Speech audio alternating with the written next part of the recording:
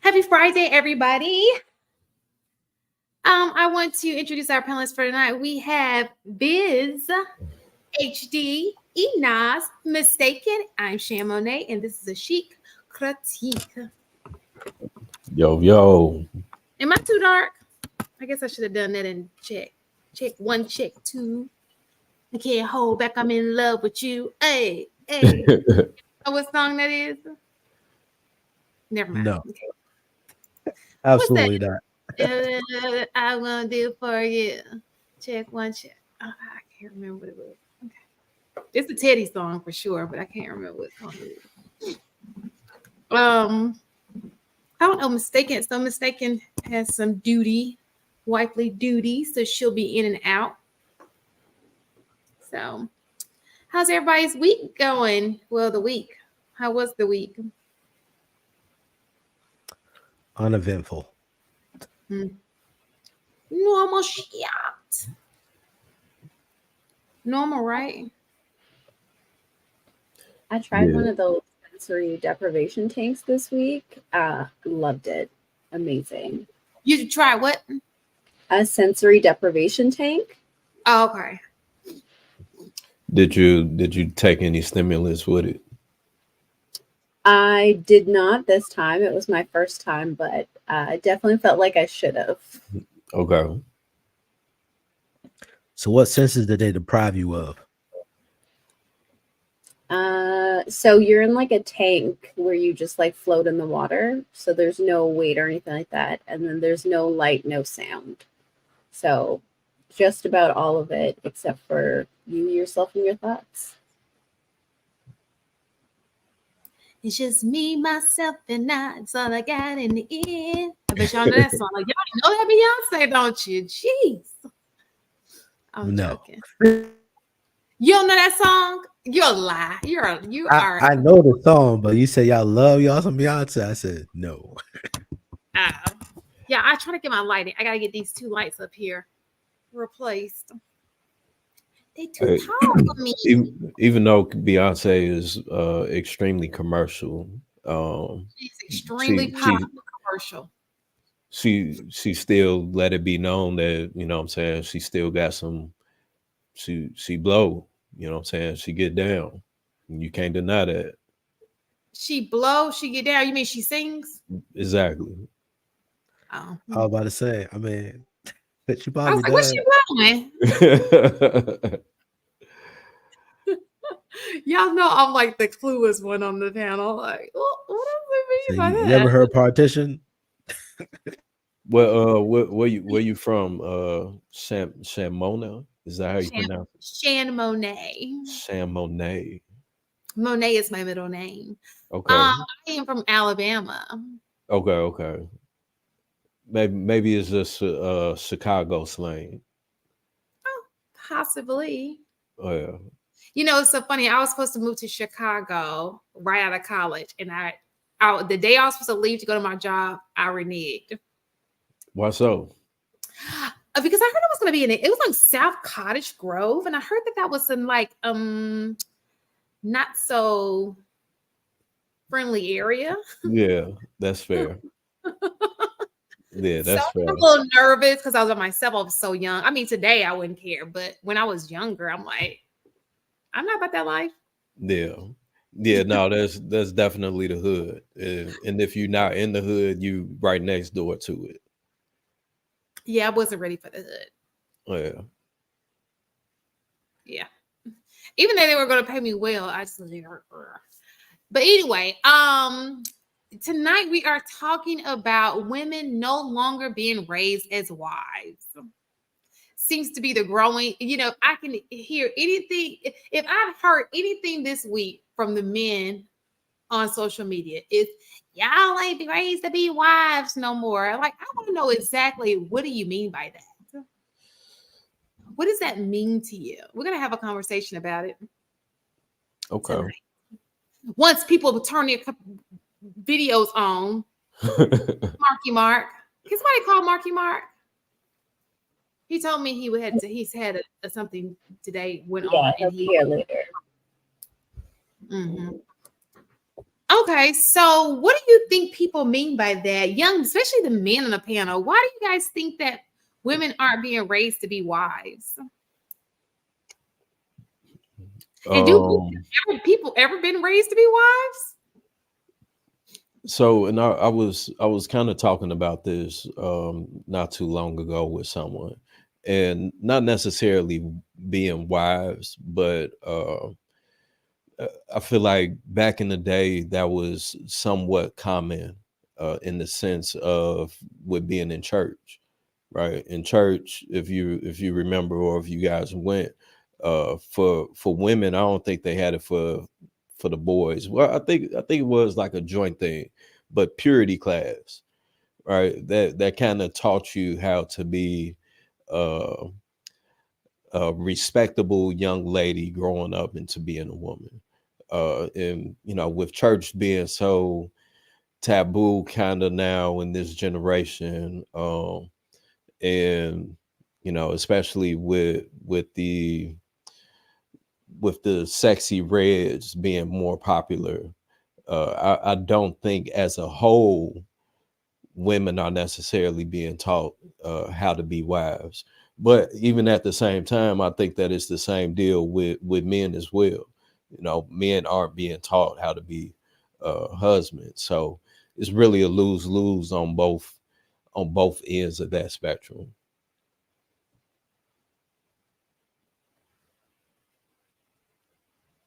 Anybody else want to tackle that? Your opinion? What was the question? I'm sorry. I'm gonna be popping in Yeah, it. we explained Okay. that. The question, we're just asking the question: do you think that women are being raised to be wives? I was really asking the guys their opinion on it, because it seems to be something that they are concerned about, like they have been outspoken about. So I was trying to see if the two guys how they felt about it, and then we'll talk about it as the women. I think women are being raised to get married but not be wives. I think the idea of marriage versus the idea of being a wife is two different things. And I don't think the weight of marriage is really taught to women. They're just taught that, hey, you need to get something for you, which is the security in marriage. But I don't think women are actually taught to be wives. They're just taught to get married because that's what they see everybody else does. That's what everybody tells them to do.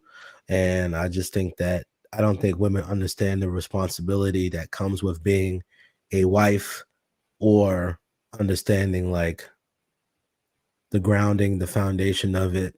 They just want this thing because it's what they were taught to want and they were shown to want it. And I think it just sets them up for failure, because for some people, some women is going to work perfectly fine because a lot of guys are malleable. They're not going to try to make you more than what you are. And they're like, well, you're this thing and I accept this thing and how you operate, and they'll just keep going. But for the brothers that feel like marriage should be a certain type of way based upon what they think or what they know, it's going to cause some friction because, in the US, it just seems like the idea of marriage is a very abstract thing that doesn't have the same meaning. And then you also have to run the thing of is that, when you have a fractured image of marriage, even if you get into it, you could be asking yourself for trouble.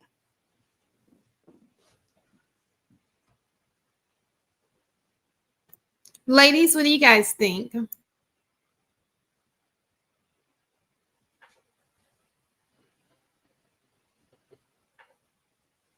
I don't know that most people know what a wife is anymore, men and women included.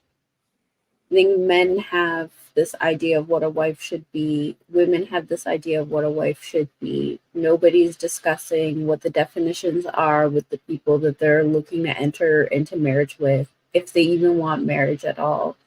I think the whole thing is a little bit of a mess right now.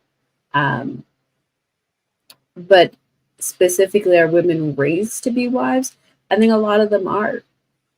I think most parents teach their daughters to be a wife. That doesn't necessarily mean they're taught to be a good wife, right? Because parents are people too. But at the same time, I think a lot of people are opting out of living in the things that they were taught as a child or in their young ages. I think people don't want to ascribe to those things anymore, whether they think it's antiquated and now we're in a modern society, or they just don't understand the benefit for themselves. I think people are going against the way that they were raised.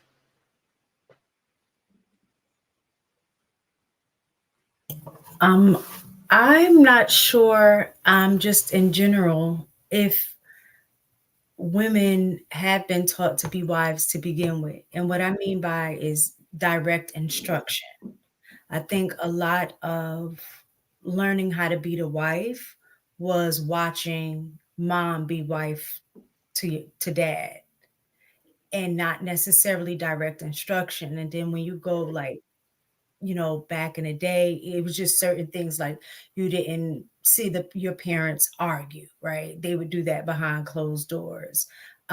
You would just see, you would just witness what went on without having direct instruction on what to do as a wife, or I would say as a husband, being in marriage. So you observed and then wondered how to do it, and you figured it out and tried to emulate what you saw. So now I think the fact that you have less and less, marriages, you have less examples, to actually see to be a spouse. And so a lot of people are getting married, but not understanding the weight of what that is going to be until they're in it. And then decide that, like, man, this isn't what I expected, and then opt out. Hey, them vows is real when it happened. So what do you think is being what's being missed in, so what are the things that you feel like, so basically what makes a good wife? Just your opinion on what makes a good wife. Because then I Uh, want to go into, well, what's missing, so to speak. What do you think the biggest component is that's missing? I think I had said this before. I think being it, if your goal is to, or desire is to be a good person, I think you have the ability to be a good wife or even a good husband, only because when you're trying to be a good person, you are considering other people's feelings, you are considerate just in general. If you are open to grow, you can make those adjustments. And so I think being a good person should be the goal. And then when you become the wife, making the adjustments necessary to make a marriage work is what being a good wife is. I think we overcomplicate things by trying to put kind of like what Inaz was saying, having certain expectations in our mind what a wife should be, and then the guys having certain expectations of what a wife should be, and sometimes those expectations may be different, as opposed to being open to the idea of saying, I want the marriage to work, and you guys discussing what is going to take for you guys to make it work. Because what would work in my home with my husband is not necessarily going to work in, let's say, when Inaz get married, with what her husband is needing and looking for. So Facts. I just think that when you're a good person and your goal is to be married and stay married, you'll make the adjustments necessary for the marriage to work. And that's what would make you a good wife. Yeah, for sure. I think another thing too, especially in this era that we're living in, where people are getting a mass amount of information, as to where the person delivering it, this may not have worked in their relationship, in their marriage, but the love language of the spouse that the person is receiving it in may be something completely different. So that clashes, or even that person delivering it from a bitter state. You know, like Miss Taken said, is really just being a good person and understanding the person that you're with. The in marriage is, you know, you make that vow that it's going to be until death. From that day that you say I do, and the day that you take your last breath. Even just not being married, life is a ever evolution of growth. So if you're not growing together and understanding, you know, the growth process of each person, then it is counterproductive. You know, of course it's going to fail, because you're not in tune with your person. You know, you more so just taking the information that the internet is feeding out to people.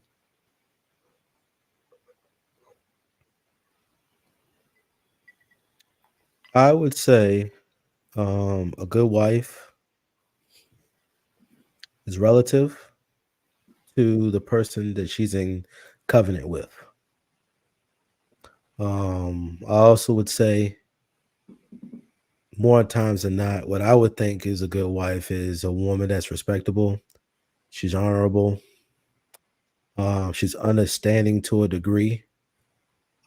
She listens to learn, not listen to respond. Um, uh, um, has good character, good integrity. Um,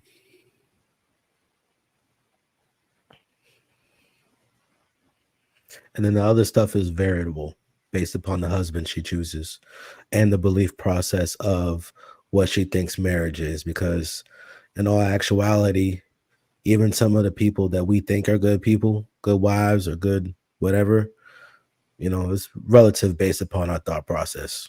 So yeah, but overall, I think if she's respectable, humble, honorable, great character, great integrity, someone understanding, listens, you know what I'm saying? You know, I think these are very viable things to have when you want a quote unquote wife.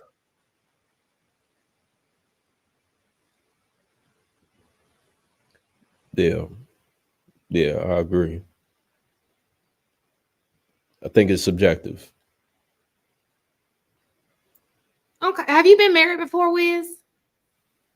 I haven't. I'm actually engaged now. Okay. Um, and another part of it too is I've been filming weddings for about 7 years now. So in that journey, in that exposure to seeing how different couples love on each other, and even me submerging myself into uh, what love is, to make it to make it deeper than me just coming out and putting the camera in people's faces. Um, it made me really look into what love is and how people love on each other, and how love works, you know, in marriage. Because right now we're in the black culture, you know, well, just in general, the divorce rate is, you know what I'm saying, is through the roof.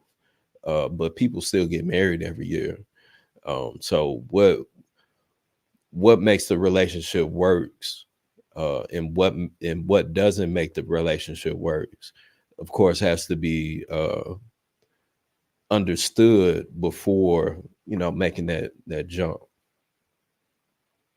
But I think that it really just depends on it depends on that person's love language, uh, the wife, the husband understanding what is this man, this woman, my spouse, what's their love language, how can I love them, how can I be the best support system for them, how can I help them feel vulnerable and safe at the same time.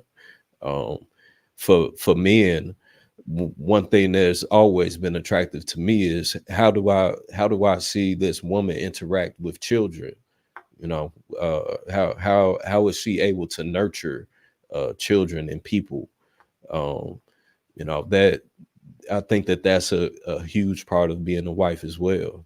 You know, so it's all subjective. Some men just want a trophy wife. They just want a motherfucker that look good on their shoulder. You know, and that's it.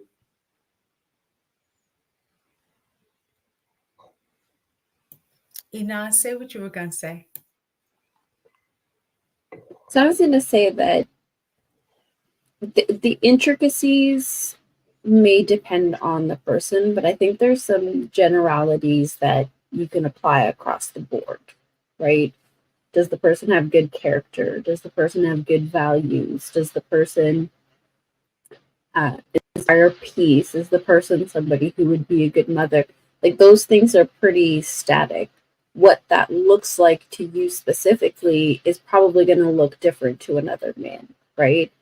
So I think it's important because there's probably people listening or watching who have no idea what the basics are.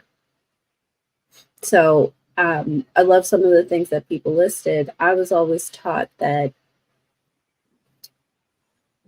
a wife is covering to her husband the same way that a husband is covering to his wife. Not in the manner that they apply their roles, but a good wife shields her husband from things as well. She's not the protector provider, so what that looks like is going to be different. And just as like examples, like excuse me, she shields his vulnerabilities from the rest of the world. If he's safe with her, he's able to express that to her and trust her that that's something that won't be shared with anybody outside of their covenant. So that's kind of where, or parts of the pieces that I've learned what a good wife is.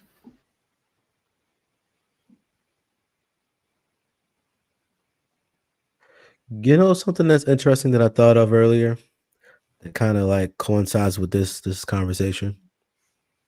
You can really tell the difference in the level of character that the person that you marry has when it's in regards to each individual role. So you can really see the test of a husband based upon how he exerts his authority, and you can really see the character or level of a wife based upon how she used her knowledge and words. You know, because the way I feel like husbands have at least I was taught this, and I kind of believe this. I felt like, or I feel like I was taught that husbands, were graced to be leaders and the authority and the responsibility, right? So they get grace to lead and to cover in that realm. But to humble men, they don't have all the information, they don't have all the knowledge. Now, women are quite perceptive, and I feel like women are given a special amount of knowledge and wisdom from God that they don't be asking for, but they be having it, right? And with that knowledge and foresight, they can either destroy everything or they can grow everything. And you can definitely tell the women that use their maximizing powers for good and the women that use it for evil. So you can really, in my mind, like you really see husbands, like if you have a decent husband based upon how he controls or exerts or manages his household. And you see the women and how they respect and how they talk and how they carry themselves as a representation of this guy. And that depending on the type of wife that you choose, it either be the greatest decision you ever make or the worst.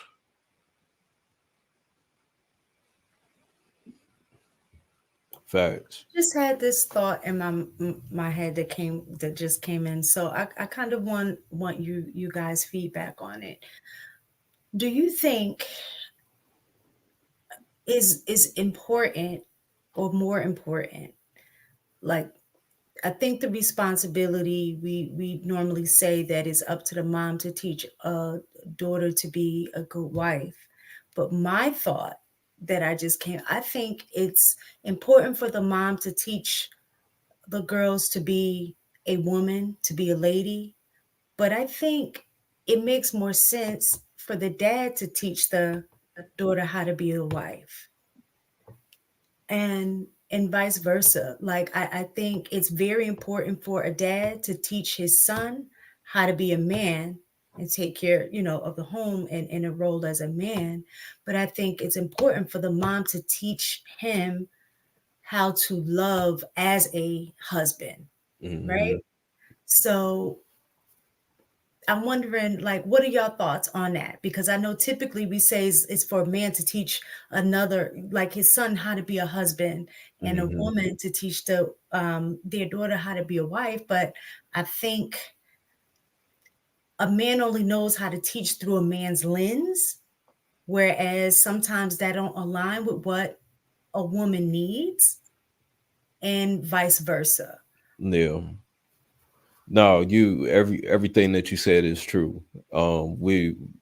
We now, again, this era that we're in where everything is just crazy. The family is broken.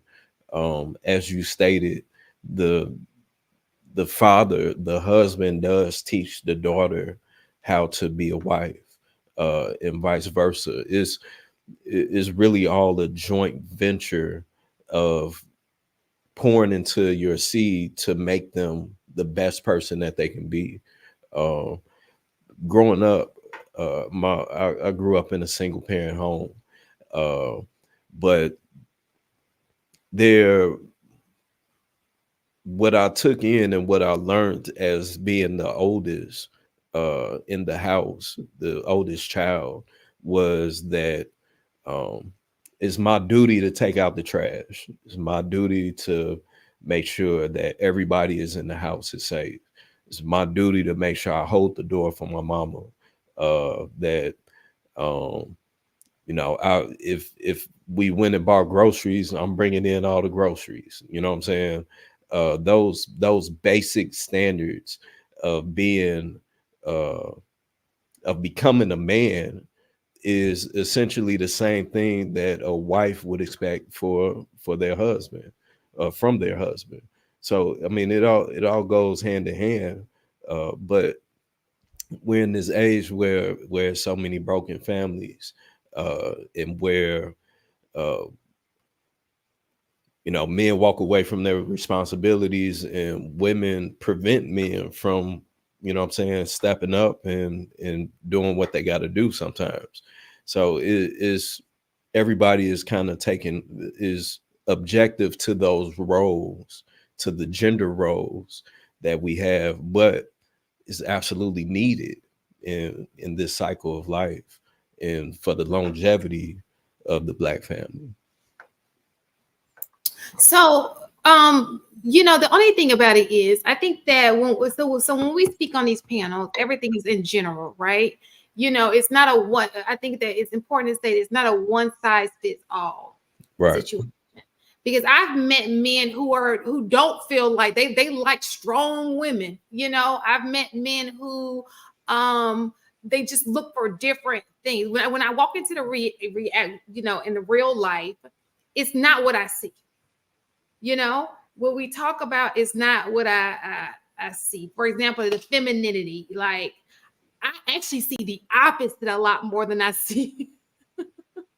It's almost like men are like, we want this, but then it's not the reality. You understand what I'm saying? It's like Uh, in their head, like I don't I, know. I I hear that a lot, and I get that for sure. But I feel like in those situations, and I may be wrong. Maybe I may be interpreting what you're saying incorrectly, but I feel like in those cases, the men that feel that voice that and show something different are typically the men that most women don't want. So okay, so when okay, so we're talking about husbands, Right. okay? Okay. Um, so women want husbands. Right. We're not talking about playboy that people desire and they ain't never gonna settle down, right? I'm talking about husbands. So when we see men who have married, what I have seen, and this is just my observation. Right. A lot of times it's the woman in control of the situation. And now he may be a quiet authority, like he may be the guy who just doesn't speak much. She's just the face of it all, and it seems that way. But what I've seen through observation, because since I've started this podcast, I have this thing where I like to observe people, right? Promise I should have majored in like sociology or something. But what I noticed is the dynamic is always like he's like pleasing her. Like the man likes to please the woman, or she's the dominant force especially in our dynamic. I don't really look at, other cultures, but in our dynamic, it seems like he's aiming to please her, or she's the voice, she's the strong-willed one, and he's just like, yes, my wife. You know what I'm saying? Hell yeah, that's exactly what it is. And so when I say that, there goes the femininity. You know what I'm saying? Like, because when I look at, okay, I see what I'm you're not saying. seeing what you guys are saying that you want. Maybe it's coming out a little bit different, Right? but No, I see what you're saying. seeing that in real life when it comes to a husband and wife dynamic. So I think I'm gonna say too. Go ahead, and then Nas. Yeah. Well, yeah, my bad. Go ahead. I saw you holding your finger up. I wasn't sure what that meant. That's her church finger. She got the church finger. Not church. No. It's just signaling that I would like a turn. That's all. I think though, Shay, because I think that's a fair point, but I think that also speaks to the statistic that 50% of marriages don't work out. I think that's a big part of it, because same with women, what you want and what you desire may not be what you wind up with. Mm-hmm. And that may be a determining factor in whether or not your marriage lasts or not. So it might be that that's who he chose, and maybe she did change along the way after he gave her the ring. But we're also dealing with a coin toss of whether or not people's marriages are going to work out. So, of course, we're going to see a lot of inconsistencies between what people say and how they're actually living their lives, because we're not seeing a very high success rate at this point. Correct. Well, so I think to answer your question, I think that what it is that you're seeing in that sense is men, and of course we're speaking generally, but men's objective in life is to please their woman. A husband's objective in life is to please their wife. With the old saying, happy wife, happy life, as much as we, like to say, okay, well, no, it's happy spouse, happy house. At the end of the day, the woman has the most power in the relationship, regardless. You know what I'm saying? Just being a buck. Women have the power in the relationship. So a man is going to do whatever it is that he got to do to make this woman happy, because that's his woman. That's his job. That's what he's supposed to do. That's what he want to do. So, and yeah, that may be putting the man's emotions and feelings on the back burner. But that's just kind of how traditionally most men was raised. That's how I was raised. My feelings matter, but me making sure that the house is good, me making sure that my wife is good, then that's, you know what I'm saying, that just comes with the territory. I don't agree at all that it's men's job or husband's job to make their wives happy. Happiness is an eternal thing, because if you live your life trying to give somebody something that you can't give them happiness. Happiness exists within that person. You can choose to be happy. You can choose to be sad. You can have feelings about other things, but in reality, it's their choice whether or not they want to be happy or not. But also, I agree that as men, we were taught to basically cater to women, give them everything. A lot of us grew up with happy wife, happy life, right? But as we continue to watch some of those relationships and how they actually operate, you know, and dissect the situation, we're just like, hey, that might not be an accurate statement. Now, I would say that the interesting thing for me when it comes to specifically Ms. Taken's question, if you believe that husband and wife is a thing when you get married that you become one, it does a disservice to the child if only one person is responsible for teaching this person, right? And then also you start realizing that a lot of the times when men teach their daughters, they go overboard, and it has a negative effect long term. Vice versa, if women teach their sons, it's more than likely going to be overboard more times than not, because oftentimes we teach out of our experience and it's from a limited perspective, right? So when I'm teaching, if I were to teach my daughter, I'd be like, you don't need to worry about this, you don't need to worry about this, you don't need to worry about this, right? And to add balance to that, the wife or the mother should be able to add some gray area stuff to help add nuance and add, like, you know, some weight and some balance to this. Because if it was only left up to the husbands to teach daughters how to be wives, and vice versa, if it was only left up to the wives to teach the sons how to be husbands, we'll be creating the exact same issues that we got. So if it take two to make the kid, it should take two to teach the kid. And I think that if you're supposed to be married, and some people believe when you get married, you become one, it doesn't make sense for one to be responsible for teaching one when it's supposed to be both of y'all are one. So you only giving half of you to the child, and then you also don't give them enough to really, you know, bridge the gap between the perspective of how a woman thinks and how a man thinks. Because a brother just gonna try to protect you. He see the dangers that's coming to your life, and he's gonna try to protect his daughter the best way possible.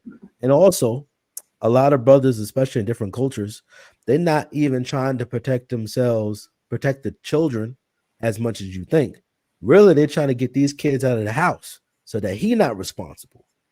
So now you got to add that kind of layers that, yo, I love you and I care about you, but at some point you're going to have to go and be a productive member of society. So I ain't got to take care of you. So versus where a lot of mothers do, they want them kids to be there as long as possible and shelter and nurture them for like forever long that they can, because that's that strong attachment that a lot of nurturing mothers have, is that, oh, you're my baby. This child 47, he's still your baby. That ain't crazy to me. You know what I'm saying? So I just think that we can't expect just one side to give an accurate representation of how a husband or a wife should be. Let me point this out too real quick, if I can, just to clear it up. Now, when what I was saying by making my spouse happy, right? Of course, you can't make someone happy, but you can create an environment, you know what I'm saying, as to where you know that she can strive. And the goal for her should be the same, for her to create an environment for you to be the best husband that you can be. So yeah, of course, no one can make you happy, but if there's an intention in you to want to do that for your spouse, I think that that's what creates the longevity of relationships, of understanding the dance of going above and beyond, but also having that boundary set as well. You know what I'm saying? And that being known. So just if that makes sense, just to clear up, everyone's kind of pointing that out. But of course, no one can make you happy, but creating that environment for your spouse, that matters a lot. You know what I'm saying? Because that means a lot to a person, especially if they're going through something. Is you're there, you made the commitment to be there to get with that person and help them get through whatever it is that they're going through. Hey, listen, I agree with you 100%. I just attacked the um just the words that was used because I understand that, a man's responsibility is to protect in more ways than one. And if you create the right environment for a house, that protects you as well. And that adds to, the blessings that you receive as a husband. So I'm Right. with you 100%. It's just Yeah. that particular statement, like a lot of times we say things that people kind of understand and they'll just run with what we said verbatim. And then that'll be their mantra or their idea of how they should carry it. Like, yeah, that's right. But we don't dissect the actual words and statements that's being made. And then people go and follow these things. And then when they find out it don't work, they're going to be like, well, crap, I was lied to. It's not that you were lied to. It's just that sometimes people don't read between the lines and add things to what we say. They hear that thing, they see the clip, they clip it in their mind, and they take just that thing and go on and with their own interpretation of that situation. So Yeah, when I hear I certain agree. things, I understand that brothers and women, very smart, very articulate folks, but there be some things that be said. I'd be like, hey, I know you didn't mean anything by this. I know you didn't mean any issue. You didn't want to cause no problem. But there's just certain things that when people say certain things, I'm like, all right, I understand what you're trying to say, but that's not what you said. But listen. I know that you're a smart brother, and I know that you're articulate, and I know exactly that you and your future husband stage that you're about to walk into, you desire to want to make sure that a woman that agrees to be with you should have a good time. Facts. Um, just one thing that I had, I guess in my mind came to a different understanding. I can't say whether or not it's better or not. Is just understanding for myself. Is I definitely believe that a person can make you unhappy, right? You can be in a relationship and be unhappy, right? The person can make you unhappy. So if a person can make you unhappy, then I think the opposite is true. A person can make you happy. I think the 100%. difference between the two is like, I know we say, you're supposed to have your own happiness or be happy on your own, but since you were talking about like words, for me, my understanding is that I believe that you should be able to have your own level of being content, because content is a little bit different than happiness. To me, happiness is fleeting and based more so on certain circumstances or things that happen, like special events or somebody did something, so it makes you happy. To me, happy is a fleeting emotion, so to speak. Whereas I think contentment is more sustainable in like inner peace, is something that's not necessarily weighed on what exterior forces occur, right? It's more like an inner peace. So I this is just for me, my own understanding of having the expectation to have somebody make you happy and maintain that happiness. I think is like not going to happen because you can't even do that yourself. Right. Um, but I do think what you can do on your own and work to, craft is a level of contentment, making sure that where you are right now, not saying that you won't strive to do better or, yeah, just strive to do better, that you can't necessarily be, you can also be at peace with where you're at while you're still striving to do better, whether it's better in your job, better in your relationship, better with your relationship with yourself. I think that part should be ongoing. Whereas I think it's okay to say, yes, my husband makes me happy, or yes, my wife makes me happy. It's Because healthy. make you right. If they can make you unhappy, they should be able to make you happy as well. Yeah, I think that we overcomplicate it. You know what I'm saying? A lot of people, we come up with these ideas, and I 100% agree with you as far as with wording, because the way that people word things is everything, right? The other part of it as well is that people aren't using their own brain in those situations. So to for me to take the vows before God and say that I'm here with you to spend the rest of my days with you. If me not making you happy, you know what I'm saying, is not a part of what I'm doing to be here with you, then what the fuck we get married for? You know what I'm saying? The, what am I here for aside from paying bills? You know what I'm saying?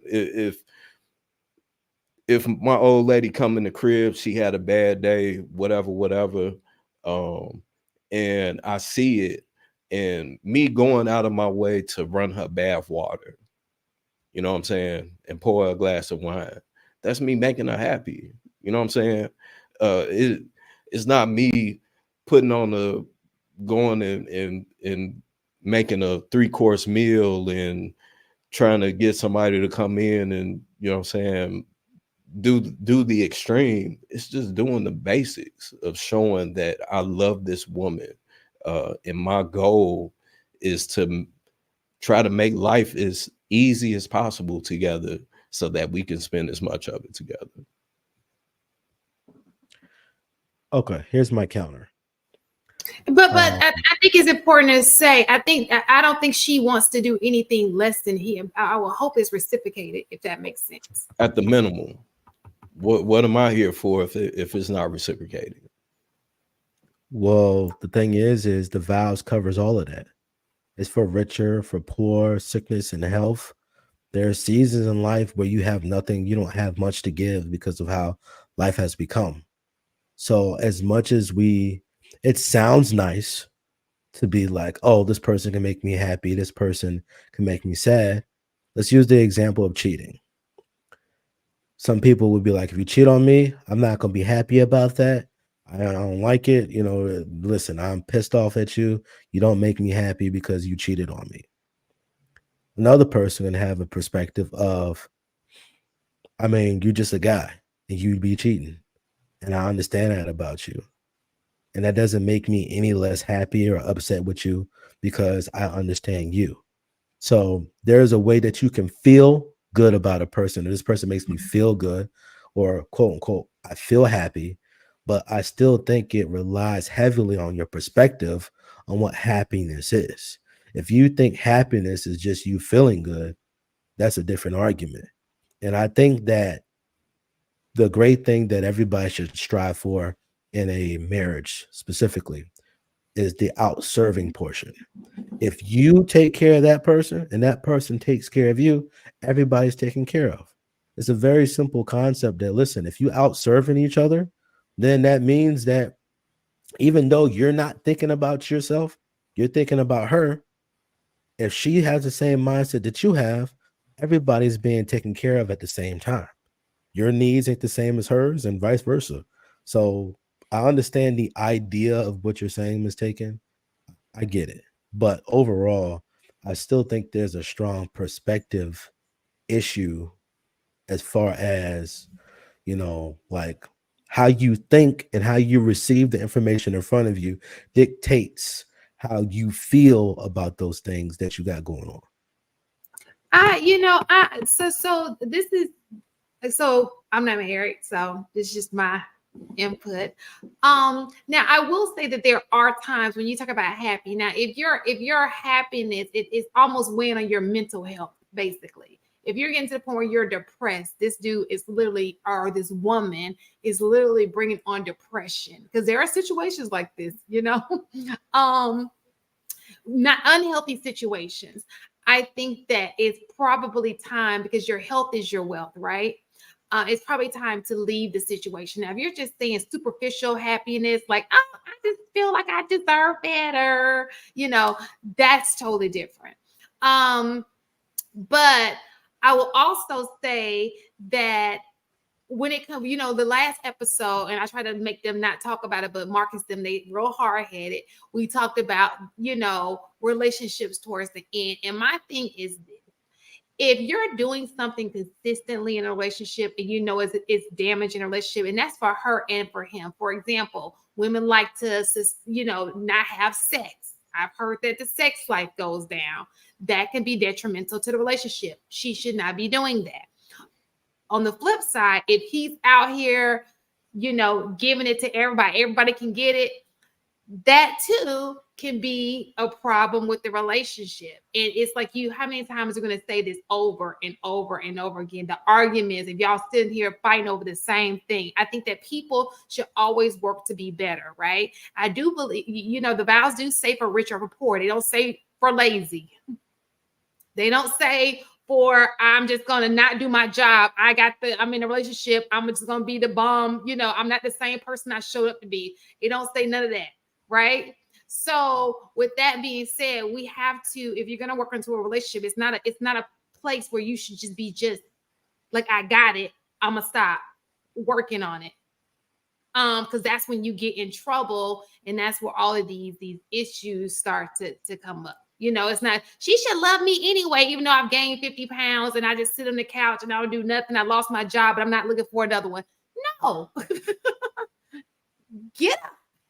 And the same goes true for her. She don't want to cook nothing. She don't want to help with the, she doesn't do anything. So I think that there are things that happen in relationships, and of course, is a situational basis that take place, and people are like, I've had enough. I cannot do it anymore. And I'm not talking about the superficial reason. I'm talking about the real, like, you're not even the same person who showed up. You're just a totally different person. You've just given up. Because, depressed people can depress other. Like, have you ever been around a person who's depressed and they just bring your whole, and imagine live with that every day. Yeah, it's heavy. It's heavy. It can stress will kill you. Yeah. So, the goal is just to have a happy, not a happy, but just a balanced relationship. A balanced, healthy relationship. A balanced, healthy relationship. That's what content is. Yeah, you know what I'm saying? Like, it's I don't think that is go ahead. Okay, and this is the thing. This is what I hate about this space, right? Any other time they not talking about the Bible. It's like, who said we was into the Bible? Then you don't benefit from the Bible. It's like, oh, but the Bible said, but I thought yesterday you weren't even into the Bible. Like, pick, you know what I'm saying? God's listening. But figure out what you want to do, right? And do it what works for you. Now, I will say another part of it is men are saying they don't want to be married. Why are you looking for a wife if you don't even want to be married? That doesn't make any sense to me. It's contradictory. Again, and I get it on both sides. Both sides are hurt, right? Men are hurt, women are hurt. You know what I'm saying? Somebody had their heart broke at some point and they said, fuck all men, fuck all women. I get it. Or I'm not doing this anymore because this person didn't appreciate it. That's part of life. You know what I'm saying? We're adults. There's if the relationship wasn't healthy, if both sides didn't have the understanding of we're in this together, right? That's what love is. Love is we're doing this together. And if both sides don't understand that, then of course it's always going to be conflict. There's no way to get around it because both sides got their guards up. So now both sides are being overly protective of what it is that they want to and willing to invest into the relationship. You know what I'm saying? Marriage is an investment. Being with a person in a relationship, that's an investment. So what are you willing to invest into it? You get what you give. So I think that a lot of people now are uh, are making decisions from a hurt space, in which I get it. Shit happens. That's part of life. Life has its ups and downs. But when you find that person that you can create this space with, and both sides uh, are the feelings is mutual, everything is reciprocated, then that's fucking beautiful. You know what I'm saying? It's the best feeling in the world. I want to make you happy. You know what I'm saying? Because of that, because you make me happy. So I don't know. Well, I think that brothers are looking for wives, even though they don't want to be married, is because in order for you to deal with some women, you got to give something up. They like, you're not going to be here if you don't want to marry me. So some brothers be like, well, shoot, I don't really want to be married, but I'll do this if it means that I get you. And then with most people not really having any real understanding of marriage, and most people will even tell you, even the most successful marriages say, hey, you make the rules. So I'm going to make this marriage the way that I want to. I don't really want marriage the way that most people would say. But now I'm making this sacrifice to take this responsibility for you. And I'm going to make this the way that I want to. And so that I get you just by doing this. Yeah, no, I mean, and that's how it should be. As you being the man, as you being the head of your household, hell yeah, you supposed to, you know what I'm saying? Hey, this is what it is. You lead the way. And however it is that look for you, that's what it is. Lay it out, find you a woman that agrees with it, and you know what I'm saying, live happily ever after. But the thing is that most people aren't looking for people that want that same thing and willing to invest the same thing into it. Let me ask you a question. Yes, Do sir. you think it would be better to find a woman that doesn't want to be married? Or do you think it's better to get married anyway, knowing you don't want to be married, but you're going to make this compromise/sacrifice in order for you to appease this woman? Which one do I you think is think better? I think that a person is a fool if they get married not wanting to get married. I think that they're a negligent person, human being. Works for me.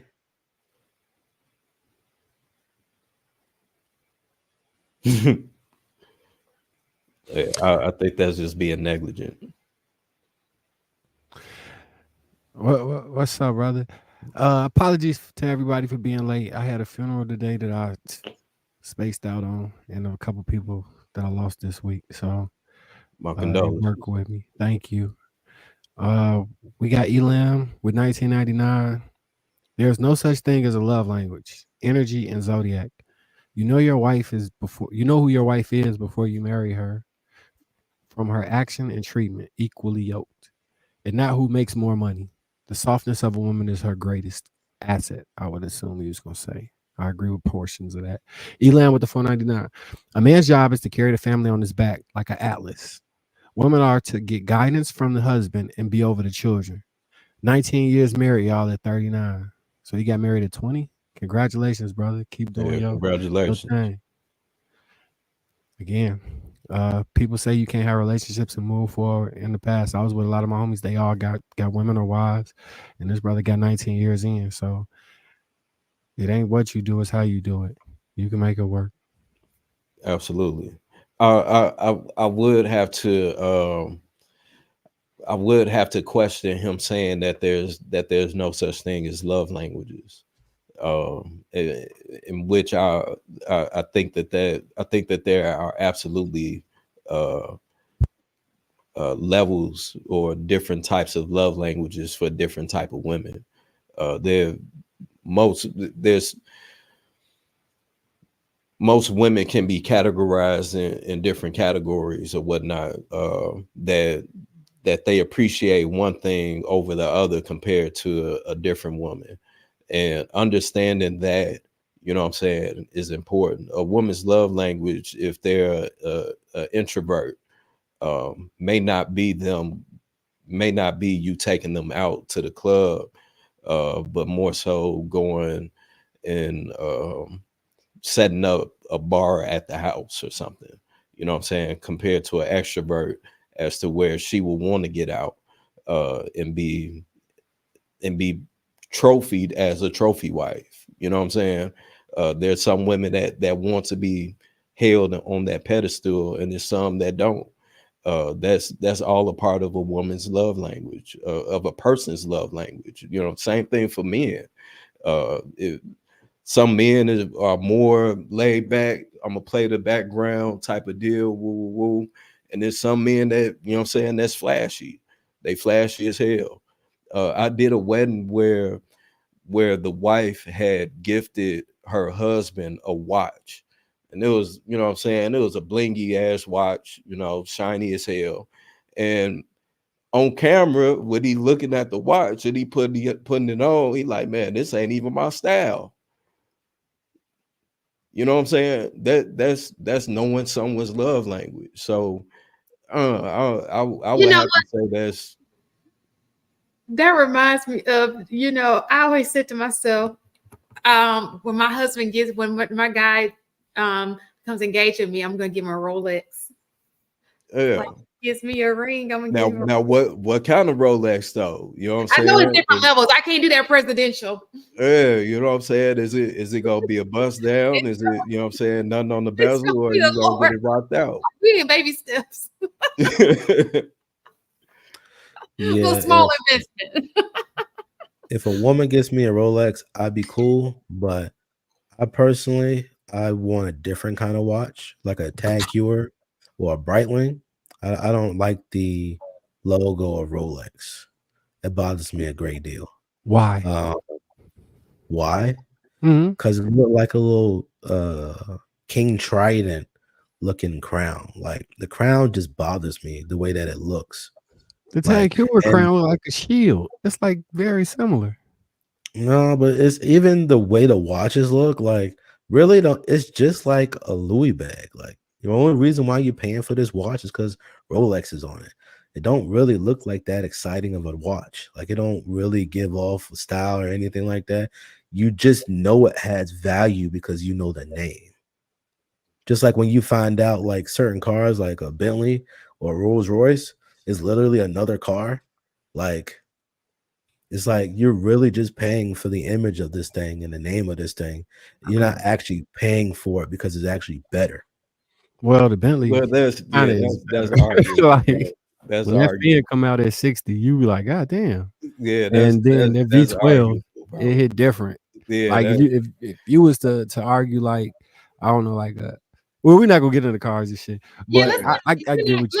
look. Y'all always it'll be one comment and y'all just go off on a like it's just to California. Like, I uh, mean, it's important because it's like let's think about this like this. Like, no, so I get what you're saying. You want to make sure. So the guy that I date would like a Rolly, okay?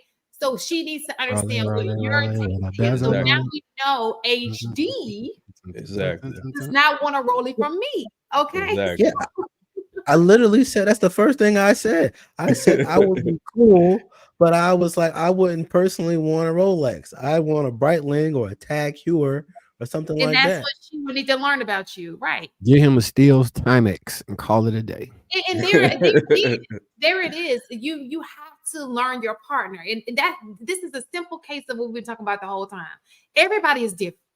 It's Right, never going to be exactly, a one size fits all. exactly, So we can have this exactly. conversation all All day day, long. Like I all see day. people in the chat talking about, oh, I want to lead my household. I found a man this week who told me he wants somebody who they can figure it out together. He was like, I be stressed out from just work. So if we could just figure this shit out together, you don't got to rely on me to, you Yeah, do some stuff, I do some stuff. But you hear on here people saying, oh, I want my woman to submit. Some men don't care about that.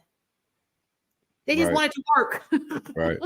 How are we Right. gonna work on this and make both of our lives easy by being together, right? Exactly. So it's By putting just that money together as well. put that money Shan, together. Shan, no, I agree with all that. But Shan, how often do women say, I'm not happy with this guy because I feel like I can't look up to him, or they feel like that he's not a leader. Or they feel like he not, I've even heard, I don't use the So term, I've heard people say, "Oh, he not an alpha male. I want an alpha male," or they say things that denote I think that they say they things don't. they don't think they don't know what that is, right? So this is what happens is what I've learned about the people I've seen is when people don't have something, they go straight for the exact opposite. No middleman. They just like, I just, I've been there with this one and I just want this, right? And they don't even know what they're asking for, in all honesty. They just want anything besides his butt, right? So when I think of leadership, leadership is when I walk away from a situation, I know that if something were to happen, this guy is not going to lead this. I can follow him blindly. I know he thinks like I think. We're on the same page. I don't have to be here when he makes decisions. And I'm sure he feels the same way about her. Probably don't call it leadership, but it's almost the same thing. Can I trust you with my life, our kids? If something were to go down, can I trust your decisions? Right? Right. That's the leadership. When you trust somebody's leadership. Now, when women say they want a masculine man, that's usually because, like I said before, you probably got your little lazy bum. He probably on your couch. You done got mad at you. It was cute at first because you thought you could do something with that. It But was a now you're project. realizing he ain't getting up from that couch. Okay. Nobody's attracted to that. Not nobody. Some of the people on 600 pounds and they okay with that. Most women are not okay with that. And so that can become unattractive to most women. You can find some women who are okay with it, but for most women, this is not the same as a man losing his job. That's not the same thing. We're talking about a man who loses his job and he just sits in it. He's not trying to do anything else. He's just sitting in it, right? Mhm. Women aren't attracted to that. So again, it's the case by case situation. If she's in a relationship and he's doing just that, she's going to want the exact opposite. I want a man who can take charge because she's probably making all the decisions. She's not making no decisions at all. Because I don't see anybody who's doing balanced things that are really out here complaining. It's usually because she's probably taking on a bulk of the situation. She's probably Right. doing a lot more than he's doing. And she's looking at him like, nigga, what you doing? Right. So in the relationship that I'm thinking of, where that is the dynamic, honestly, I don't think she could be with no other type of man. She What says do she you wants to, so she'll say, "I want a man that does this, that takes charge." That's leadership. But realistically, if she was dating him, they'd be broke up within the first 24 hours. Because men who mean? take charge ain't trying to hear you yip and yap and bigger and argue with them and tell them how things gonna be and Well, nitpick and do poke off. No, niggas don't be well. trying to hear that shit. I think that so So many women that's it. forget that it's his life too. It's not just you. It's not just about your happiness. He should be happy as well. He has Mhm. one life to live as well. So Mhm. why should you just be happy and he not be happy? Like, I, what? I think that women that say that they want an alpha male, those are women that in most cases are just regurgitating what they hear on the internet. You know what I'm saying? I agree. Because a real woman isn't going to say, "Oh, I need me an alpha male." You know what I'm saying? And I don't know. I'm just speaking in general from what I can assume, but most women that just want a man, a solid man, they're not going to be like, "Oh, I want an alpha male," because most men that are alpha males, you know what I'm saying, they don't even call themselves alpha males. You know what I'm saying? They exude it. They just carry it. You know what I'm saying? That's just what they are. And So the weird thing about that is I think energy attracts the energy that's necessary for it. So if fact. you radiating from the energy that I know my man Elam say, well, I'm gonna read your super chat. Elam with the 1999, because I heard you say energy don't exist and love language don't exist. So love language does not exist. Again, we're gonna parrot your point. My wife knows what I say or do before she acts, and vice versa. It's called equally yoked. I know you beforehand, that's why I married you. Shouldn't have to ask because you already know that. Now, I think that people's energy attracts the person that's specific for them. So if you want an extremely submissive woman and you don't seem to attract those type of women, it may be something that you missing, bro. Like honestly, uh, the one of the key elements of leadership is accountability. And if you can't look in the mirror and figure out why is this type of person not attracted to me, or why am I not able to sustain this type of relationship with this type of person, you're failing in that alone.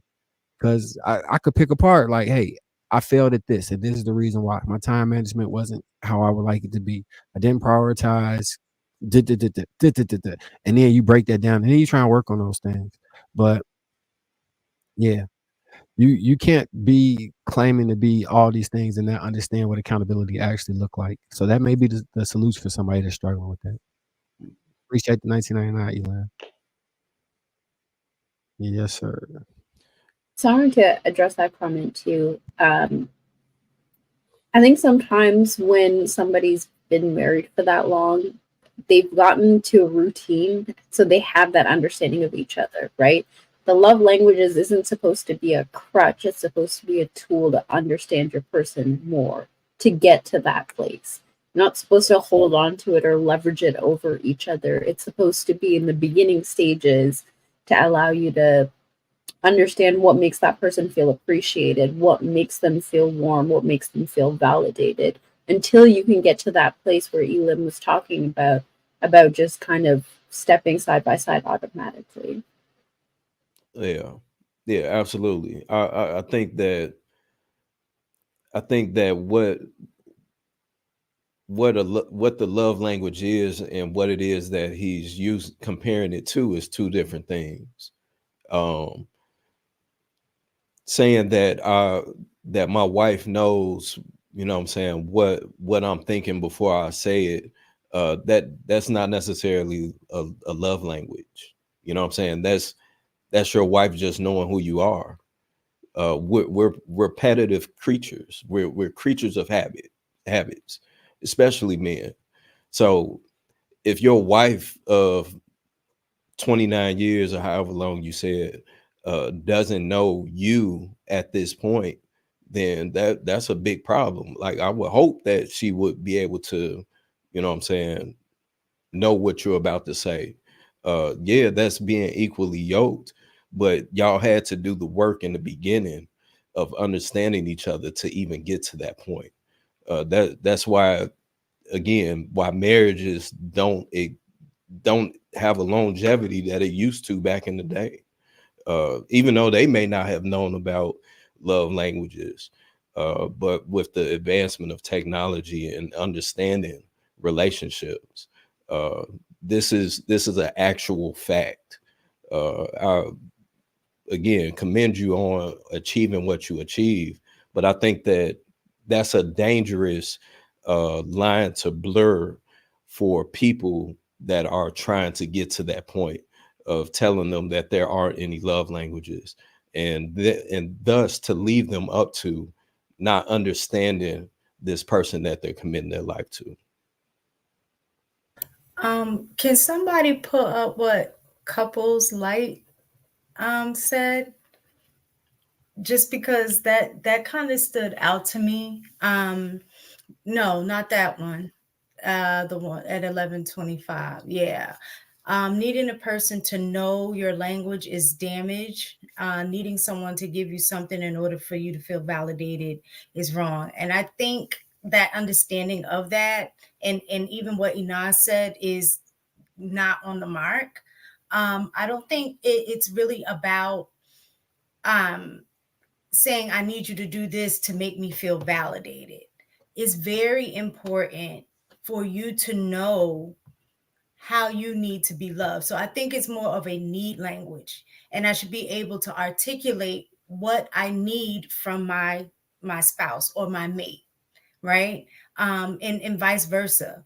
So it is very important for you as a partner to know the needs of your other partner, and for your partner to express what those needs are. Hmm. um you know, it that's I think that's part of, not part, but a major It's a part of major part.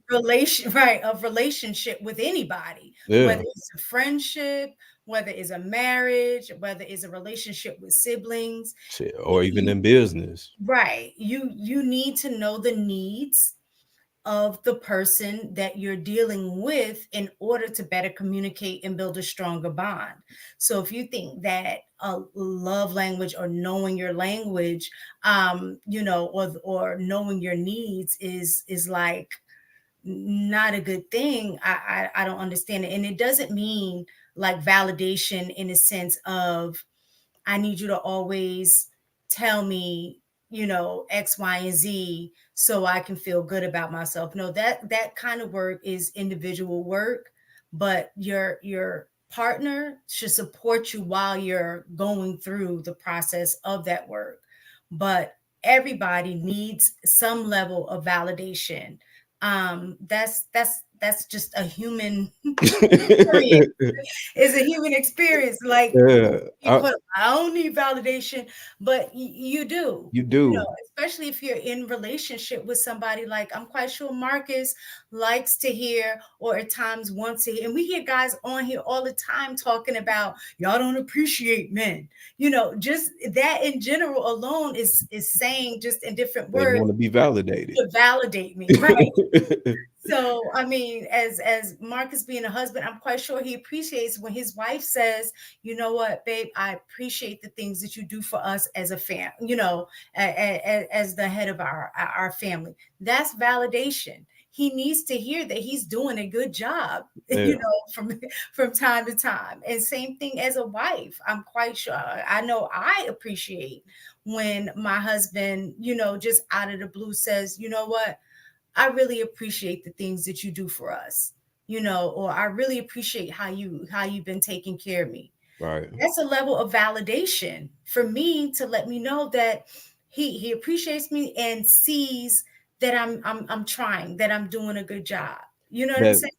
So And that's the bare minimum. yeah, I hate when people get on these things like they have to be so tough that they don't need anybody. I can be happy by myself.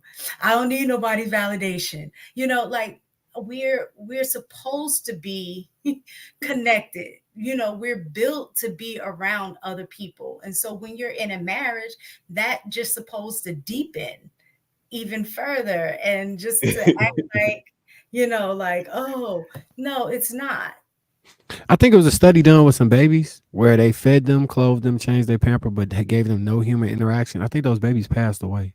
I would have to find this Man, study. come on, man. They Hey. did that with the monkey. I saw Okay. that too with the monkey. They put they had a monkey that was in like isolation, but then they gave them a fake mother, like I think it was like an ironing board or something with like clothes on it, and the baby monkey would just always gravitate towards the warmth and development, was able to develop better than the monkey that didn't have it. Yeah, we're built to be together. And now he's saying that that's codependency. Yes, I'm codependent. I'm supposed to be. Forever. I'm supposed to be. I'll be codependent. You're supposed She to got be. a church finger up too. All right, I'm gonna knock this out there and you go ahead and drop it. So Forever Snoop with the $10. Being equally yoked doesn't automatically give you insight to your partner's needs. It needs change. Communication and willingness to have conversation is the key. Married 11 years. Salute to you, Yes, brother. sir. For 11 years married. Yes, sir. See, look at these great black men married and dot. And we got one more. All right, you got this right after this. Elam with the 1999. Salute to you, big dog. He been coming through with these big boy super chats. Elam he got money. He got the bag over there. All right, so women want an alpha, and the man wants a woman like him the same as always. Men show love through action, and we want the wife to give the husband all your problems for us husbands to fix, because we are problem solvers. Facts. Salute, Elam. All right, you got enough. Appreciate it.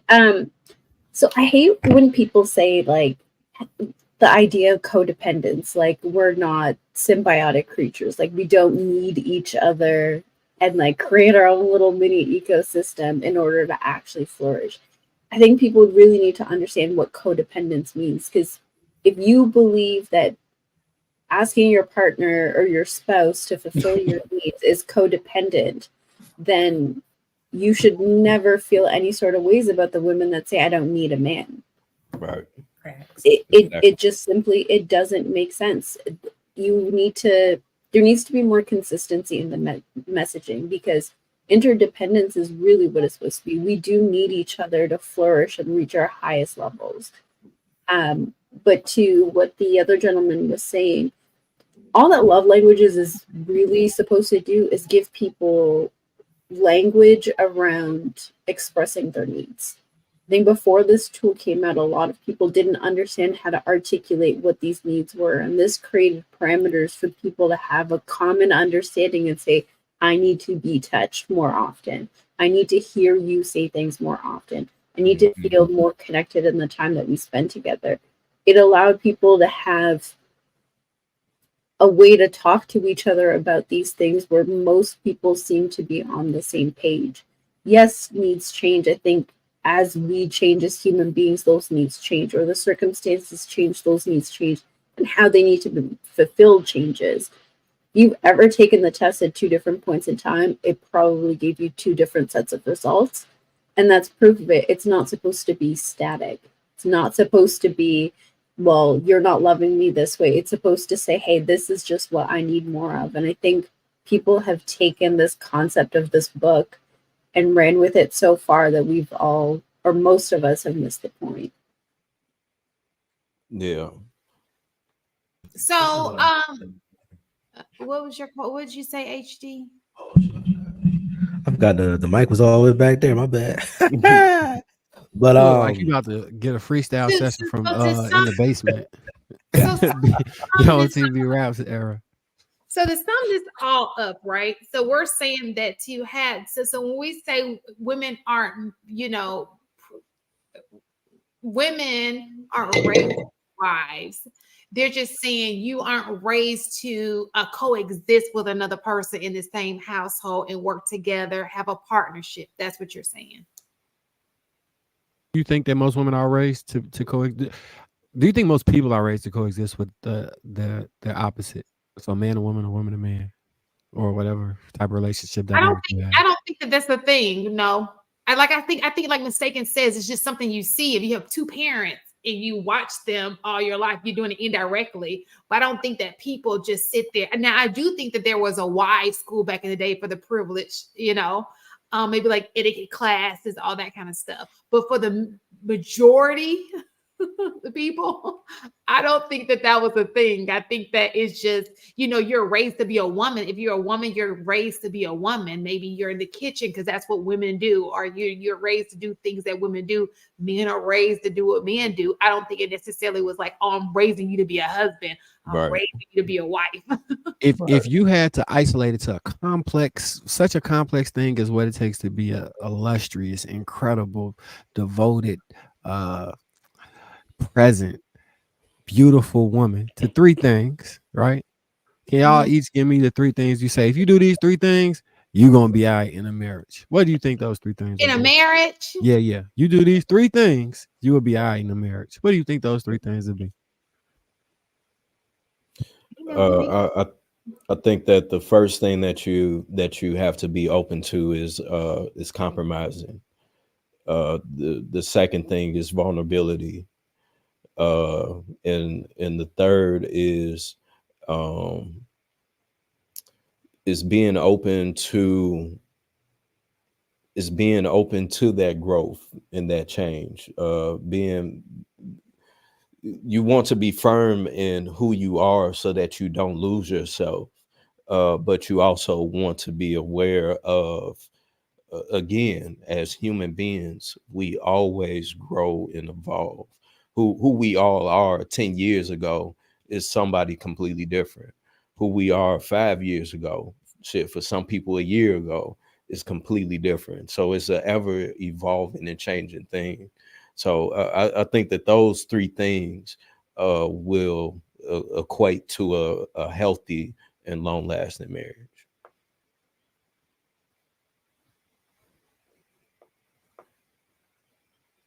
Anybody else want to play that game?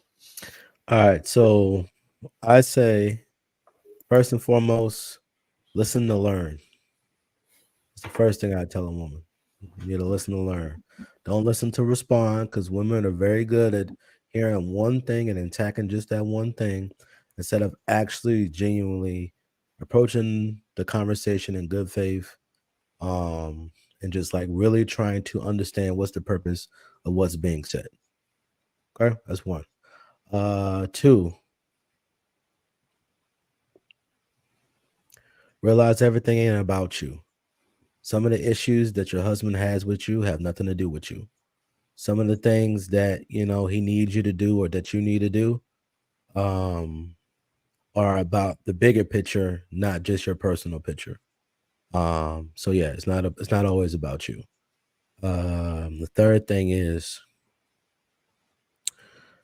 your level of character and who you are and integrity, um, will probably keep you in that relationship longer than if you don't have certain qualities about you, certain character, certain mannerisms, certain integrity, certain understandings about a brother. Um, because it's easy to get into the room of marriage, but it's hard to stay in it because of the intangibles that don't really show its ugly head until time is invested. Is it really easy to get into marriage these days? Yeah, some women get married multiple times. The thing is getting married to the person that you want to get married to. Yeah. Okay. So it's the concept is simple, but I mean, just because it's simple don't make it easy. So yeah, so it is pretty easy to get married if you really want to. You can just go down to the justice of peace. But women be like, don't disrespect me and not give me a wedding. Some women are like that. Some women be like, well, you need to have this or have that. Listen, the concept of marriage is actually pretty simple. Yeah, but getting in a marriage. Oh, It's so also I'm simple because it, a lot of women have been proposed to multiple times. They could have been yeah, married by now. but you said it right. Are they being proposed to by the people they want to be proposed to? See, that's where we start off wrong right there, right? So there are women who get married just for the sake of Getting getting, married. Yep. and those are they're not gonna last. They can try it, and it's like, I don't even like this Negro. He's just put a ring on it, and that is crazy to me. Especially, it only works if it's an arranged, like if you grew up in a system where you never experienced love, he's your first guy, and there, you look at it as a business contract, right? If you've experienced all of those things and you just marry this guy because he wanted to marry you. That's what I'm saying. That's what I was alluding to earlier. Like, oftentimes the reason why you jacked up day to day is your perspective. The same thing that you would consider negative to you that happens to you, right? Happens to somebody else. Your perspective is what changes, how you go about your day to day and how you take in the information that you receive. Somebody could have literally just punched you in the face, right? Multiple people just got punched in the face. They didn't respond the same way that you did. And because of their thought process and their perspective on how they respond to the exact same situation dictates how their day or their thought process or how their feelings are going to be for the rest of the day. I didn't understand that. Is it because it's late? I'm Never not mind. sure. Don't, Maybe I didn't explain it properly. as long as somebody got it, that's all that matters. I'm gonna try to answer Marcus's question. All right, so I guess everyone's different. So I'm gonna speak from my perspective, my experience. I think it's hard to narrow down to three, but I'm gonna give you three. I would say effective communication, and I'm being specific about effective communication because I realized earlier on in our relationship we were communicating, but it wasn't necessarily effective. Um, so I would say effective communication, understanding And I'm putting sex and intimacy kind of, I know they're different, but since I could only give 3, I would say that those kind of go hand in hand a little bit. And the reason I identify those 3 is because I recognize that when any one of those things are out of whack, we're not in a good space. Mm-hmm. So if sex and intimacy isn't happening, we're not in a good space. If there's a lack of understanding about any kind of issue or something that may be going on, a lot of times we're not in a good space. And the communication piece, well, effective communication, which I think the effective communication and understanding also go hand in hand. Because if that's off, we're typically just not in a good space. So that's where I would say those are our 3. Okay. Sounds good. Go ahead, Enoch. That was great. I think my 3 are to be malleable, so be open to change and learning things. The physicality, that means keeping yourself together and keeping your knees apart for your spouse. And then being involved in your own process of growth as well. It can't just be his responsibility. You owe it to him to continue to grow, and you owe it to your children to continue to grow as well. So I think with those 3, most women should be set. I like it, Enos. I love it. What about you, Miss Monet? I need growth. So I'll take Enos's answer on that one. I'll take effective communication with What you want, what you gonna do. This ain't what you trying. You putting together a list of what you want from me. We talk about what you bring to the table. I'm willing to keep growing. Okay. Be what he needs. Keep growing. I like those 2. Okay. I like mistaken effective communication. I'm a communicator. I'm very transparent, a little bit too transparent. That's probably what the problem is. Bang. I like, keep your legs open. I like that. Compassion, be it compromising. I like that. Okay. I like, I can't just use 3. It's a lot of things on here that I think that were great. And those are the things that I do. And I still am not married. So I don't know what the problem is. Just trying to figure this shit out. You don't think it's on the way? You don't think it's like right around the corner? Not in Atlanta. I think that if I were to move, it would have happened a long time ago. What city? Which city you be like, if I move there, it's on the popping. I know this is where the men is. I like DC. DC is my cup of tea. Okay.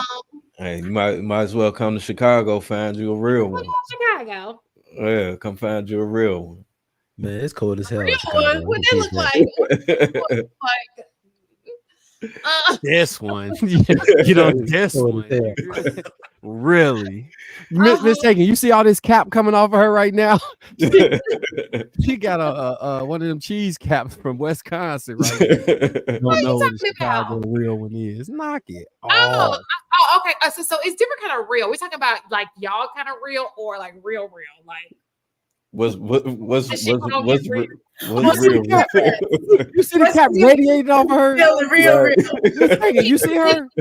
We do this real, but we know there's a different types of real out here. I don't know. What kind of real you talking about? Yeah, what kind of real you talking about? You just told me. You just told you what my job offer was. You was like, nah, yeah, you don't want to be there. That I don't want that kind of real. It's kind of real. Like I forgot you too. So I'm okay with y'all, right? This is so whatever this looks like in any city or state, I'm okay with.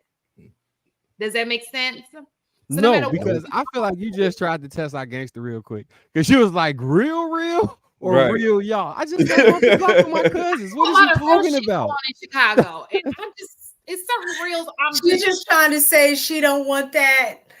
Because that real that's like she has to be about that life because she ain't about that life. Oh, that's the real that she's talking about. Okay, like, okay, you don't I see. want that kind. back to you. So you just said me and Vince wasn't about that life. Let's drill into No, Vince. but You I'm heard that too, right? Hey, this does You feel said real real or stereotypical real right real? now. What type Okay, of so real? let me Real? just say Real this. real is real real. We real fake or we real? Like what the? Right. Listen. Hey, apparently I'm not real. I'm not real. I'm just Yeah, real. she just killed me with that. That- Did So I let just me tell just you I went to funerals all this? Come on, man. You're right, Marky Mark. You know how you like to be in the No, real. no, So no, listen. no. So let me clarify. You Okay. won't get shot. So You won't get maybe That's what again. she's talking about. Again. That's what she's talking about. She don't want to be in that. I don't even want to hear it. You know. Oh, okay, well, yeah. All right, well. You're you like, I probably- was shot once. I'm good. that 45 changed my direction. No more Like shooting. an angle. Fuck you. She said, fuck Yeah. you. It's a wrap for me. 45 changed my I'm not trying to direction. put myself. First in a of all, line y'all gonna fire. get off Andrew Gillen because that's my friend's husband. Leave. We're not gonna do that in the chat. Hold on. Let me go see what Andrew Gillen. I don't know who that is. Let me see. You who don't know that who is. Andrew Gillen is? That's my friend's husband. Andrew Gillen. No, so I So is he? Oh no, I see what you're saying. we're not gonna bring it up. Yeah. We ain't about to say nothing. That's what you want. Okay, I see you. I see you. No. That's what you want. First of all, that's what the chat said. That's not. No. Hold up. Wait a minute. I mean, That's not what I want. Okay. okay. Now I will take an Obama. You know what I'm saying? Who wouldn't? Pre-President Obama or post-President Obama? Because them two different men. You say who? Those two different men. When you were president, Oh, like, that's what's You good. would take- That's what we're You would talking take about. both. Boom. When he came on the scene, I was like, "Who is this man? And where has he been? Does he have a younger brother or something?" you gotta go to the jungle fever country. So Oh, speaking of junk, so I'm glad you know what, Marky Mark. I think it's like a telepathy. You just took the words out of my mouth. Now we're talking about interracial relationships, right? And the reason why we're going to bring this up is because men love to say what black women are doing. But all right. But men like to say what women are not doing, right? Because we're not raised to be wives, as if another culture of women they're raised to be wives. What does that look like? What do you guys think that mean by that? All right, me specifically. Sure. You know, my ideology is that every woman can be molded into whatever you need her to be if you're the right man for her.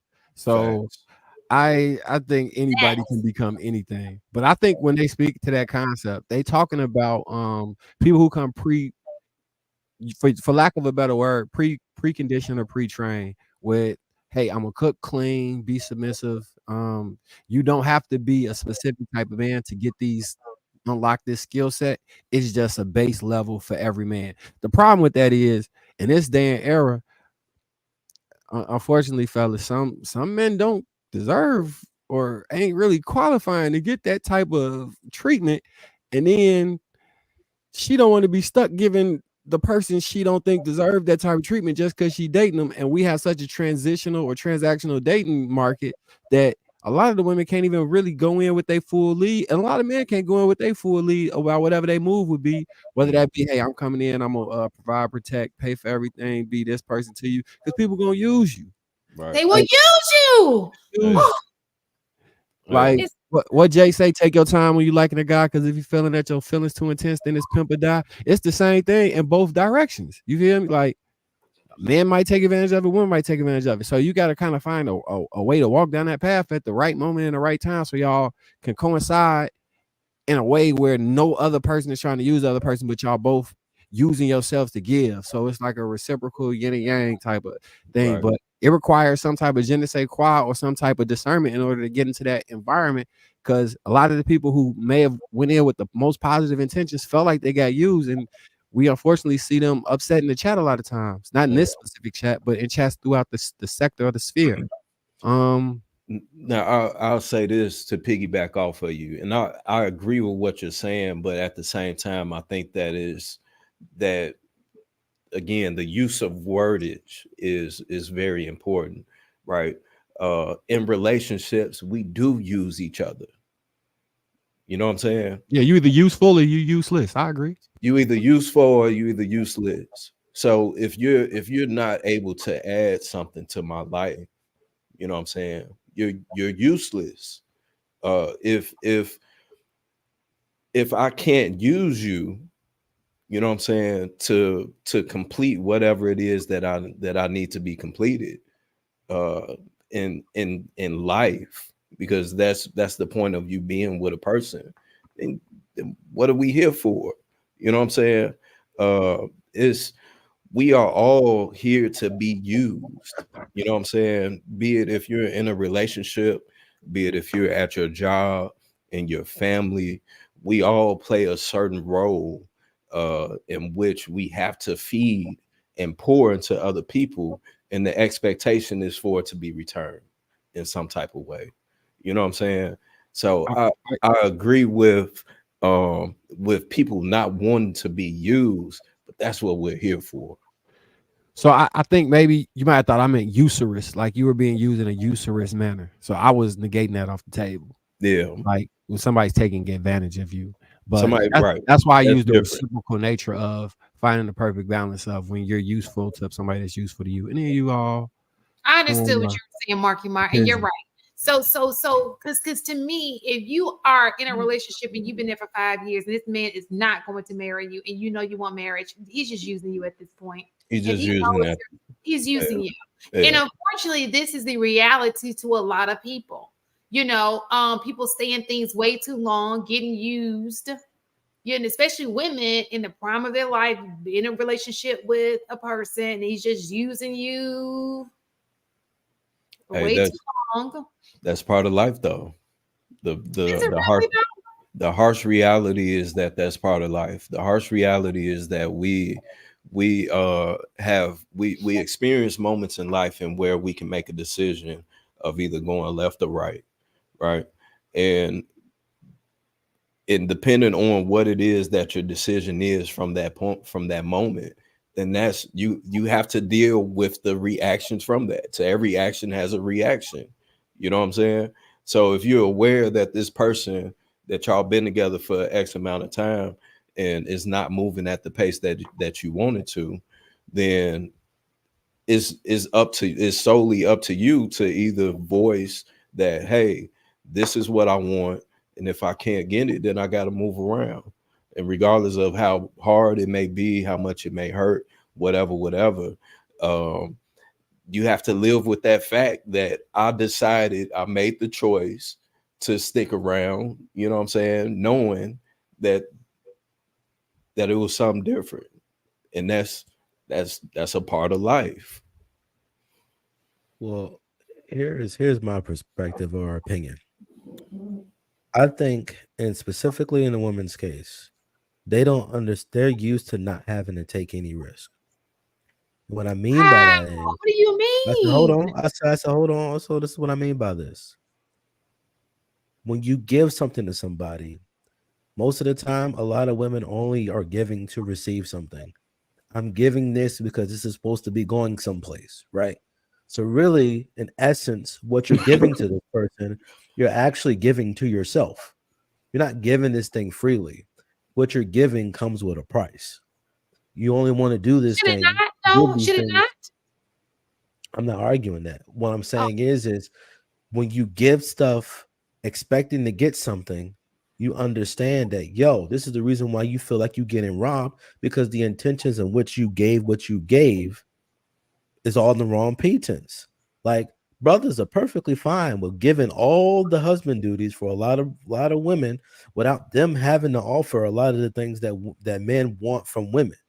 But y'all be like, well, if I'm not going to get this in result, then it doesn't benefit me to do it. Versus on the other side, men will give what they're supposed to give. For a lot of brothers that actually get married, they give what they're supposed to give from the beginning and after. Versus you, on the other hand, are like, well, no, I'm not going to give my stuff up until you give me this. Right now, so this sounds like a person who you just don't want to be with, right? Um, no, it don't sound like a person. That's what it This is is. just Because a woman who observation of wants the to be case. with you is going to show you she wants to be with you, pinpoint blank. I think No, Marcus no, brought no, that no. up. No, So no, let me no. let me finish saying this right Yeah, here. yeah. Let me just say this right here, and this goes for men and it goes for women. Nobody deserves your time. Nobody. Your husband is. So what we've started to do is we started to give our husband and wife benefits to people who are not those, don't have those places in our lives, right? And that's where the confusion comes in. No, he does not deserve wifely duties, and no, she does not deserve you to be treating her like she's your wife, right? Nobody, especially when those titles, when that commitment is not there. Nobody. Because if you sit here and get every man that come into your life, you giving him wifely duties, you gonna be ran down. And the same with you doing it for her. Like, what are y'all doing? That's not what dating is supposed to be about. It's supposed to be about us just getting to know each other, see if we're a great fit and moving forward, dating with intent. The problem is now we sitting here out here pretty much just prostitution. Just it don't. It's just another way of saying it. Just ain't prostitute. We don't call it that. Well, It's no, just they're dating with intent. Just the intent has changed. right. The intent mistake. Huh? It was so The funny. intent. It was so funny because this guy, I think it was on Facebook, the Facebook group brought up that part, saying that, hey, why women are it was a conversation I had, and they were like, well, are there men? So the question was, why wouldn't you just go to a woman and say, hey, I just want a booty call, right? Let's be on the same page. Can we just have a booty call? You know how Or hard that is for most men to say? listen to what I'm saying. But if that's what you want, that's what you need to say. And then he Should they said, well, say it? the woman will get upset, and because you keep asking women who are not booty calls to be your booty call. Go get a prostitute. Go get a woman who's about that life. They are everywhere. So You throw a couple dollars. You go to, pay her little bills, and y'all got a whole little thing y'all got going. No, but no, what you trying to do is you trying to disrupt a woman who's not about that, and you just trying to play her like you about, you have intent for her, and that's not right. And the I same think we should role play. vice versa.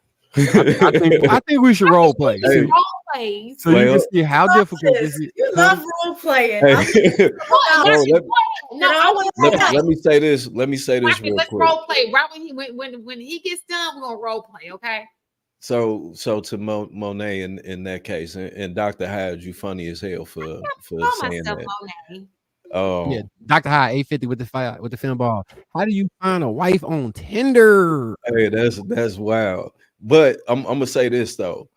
From that perspective, and I personally think that although most women want that transparency, but when they receive it is too much. I think another part of it too is that society, right? Social media, women on social media have created this new norm of where they're presenting themselves as if they are prostitutes. You know what I'm saying? If if if I immediately open up Instagram and I'm seeing hella chicks in bikinis, they twerking, they got their ass out, you know what I'm saying? In the older times, the women that did that, they were prostitutes. You know what I'm saying? You were selling it. They were fast. You know what I'm saying? So for I think for men to do that, they feel comfortable enough to do it because that's how the women, and not all women, of course, but that's how a lot of women are portraying themselves. You know what I'm saying? They got OnlyFans, they paying motherfuckers to do FaceTimes, you know what I'm saying? Weird ass shit like that. And this nigga's paying for it. And those same type of men are the men that's saying, hey, I just want to crack. You know what I'm saying? I got $100 or $40 or you know what I'm saying, whatever the going rate is. But that's the norm that society has created. So what I'm saying to you, so if a woman has an OnlyFans and you hit her up in her OnlyFans DM, At that point, she knows it's transactional, right? You have hit her up in her place of business. Okay. Yeah. The problem is when you're going out with a woman who does not have an OnlyFans, because not every woman has an OnlyFans. She's not even twerking in her videos, and you're doing that same thing, but instead of just saying what you want, you're playing it like you want something else. Now, this is another thing. There's all about delivery. Before you even go on a date, have a conversation with people. Say, look, I'm gonna let you know where I am in life. Instead of saying I just want to bust it down, say something like, you know what? Right. I'm gonna be Probably honest role with playing. you. At this point in my life, I just want somebody who I can have sex with on a regular, not necessarily have to sleep over, not necessarily have to talk to you every day. That's where I am in my life. Yeah.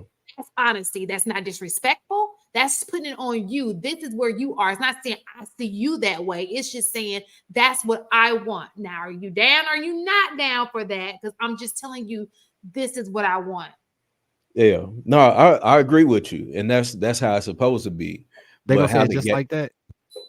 It is just like that. Please write it down. That's a script for you right there. Hey, I Don't 100% do agree that. with you. I just Why I not, think Mark? that the game is just different now. And the guys that are doing that, those are the guys that don't understand that concept. They don't have a lick of game. You know what I'm saying? They got no G. So all that they can do is slide in females DMs, and you know what I'm saying, it's a numbers game. You know what I'm saying? If you on Instagram with 5,000, you know what I'm saying, friends, and 3,500 of them is females, it's a numbers game. Somebody gonna go, you know what I'm saying? But of course, those type of men aren't the type of men that women that kept women actually want. You know what I'm saying? So it's, and then the ones that do get it, that's not in that group, you know what I'm saying, that it's just, you just kind of a casualty of war type of deal. You know what I'm saying? You just kind of caught in the middle of where a nigga is gonna be a nigga. You know what I'm saying? They're gonna do some ignorant shit. They're gonna, you know what I'm saying, slide in the DM, be, you know what I'm saying, texting you back to back with no replies, and you know, Shoot a dick oh pic. fuck you there, ugly ass bitch, you know what I'm saying, because you ain't get a reply. You know what I'm saying? We see it all the time, but those are the men that women don't want though. So, Marky Mark, role play. Go ahead, because you over there dying to get it out. No, I was drinking my healthy herbal drink. With That's your what I was finger. over here doing. Go Yeah, ahead, Marcus. Role stirring play. my bio. What's the scenario? Oh no, you don't seem like you with it no more. So I don't even know how to do I want you to role play. Go ahead. No. What are you trying to teach us through the role play? No. The only thing I was trying to say was HD. You know what I was trying to say, right? HD's confused. Go ahead. No. HD was shaking his head like that ain't gonna work neither. If Well, you just walk up to somebody and be like, "Hey, how you like, no, doing? I just want to like, have sex." understanding it's not the fact that guys aren't being honest, because sometimes, like y'all all they know, not. you can be honest and she gonna lie to herself, right? But what is Facts. that? No. That's That's facts. not true. That's not. That That's is like. So you want to see what it look Very like, right? true. All No, right. Definitely Listen, true. How you This is doing, what y'all Shan? missing out. Give me a second. How you doing, Shan? Give me a second, Marcus. Okay. It's timing of it all, right? Y'all trying to you throw can that tell her in the there, beginning you and she already know still we lie to got- herself. I'm gonna throw it in there after I done wined and dined her. She done got attached to me because we done spend a whole bunch of time together. Let me just throw it. I'm not really looking for a relationship. No. I'm talking about on the first day you meet this chick, right? And you know where your head is. Or before y'all go on a date, you need to let her know your intention on dating. You know, on that app where it says something casual, something, be honest about what you want. Don't be like, I'm looking for a long-term relationship. Don't be go in there saying Yeah. I want something A casual. long-term casual relationship. Something as cut and dry as the app. Yeah. I'm talking about. So you got to think. I'm speaking about people interpersonal skills when they communicate with one another. And the way you just said that, there will be literally somebody who will walk up to a woman and be like, "Hey, you into sex?" No, I It's just a way. want to have sex right quick, and I don't want no long term. And that That's shit won't not. work. That's all I'm I'm not. saying. No, There's no, some no, no. finesse to that. You can Listen. say You the gist of that. Okay, okay. no. So this is so when you're sitting here saying that's not going to work, you're already saying I'm trying to manipulate the situation. No, you should not have to look. You shouldn't. People are not to be manipulated. Just go and say what you. If she's on top of it, she's on top of it. Okay. So stop trying to manipulate the situation. What's going to work and what's not going to work. If that's what she wants, it'll work. If that Have you? ain't what she wants, it's not going to work. No. It's a way you speak to people where you're not manipulating Go them, ahead, but you delivering a message. Go ahead, Marcus. Let me hear it.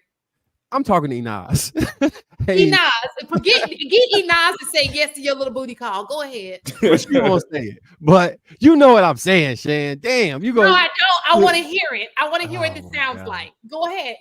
It really I wanna depends hear on a lot. It depends on a lot of factors. It depends on a whole lot of factors. You All have right. the fruit, Marcus. I got the floor. Okay. Mhm. You know, do you want to engage in this, or should I talk to Shan about this? Yeah, let's do it. Okay. Yes. So where are we at the bar? Where we at the bar? We're at the bar. Okay. Sure. All right. Bartender, can I get a God damn. How you doing, sweetheart? Doing well. How are you?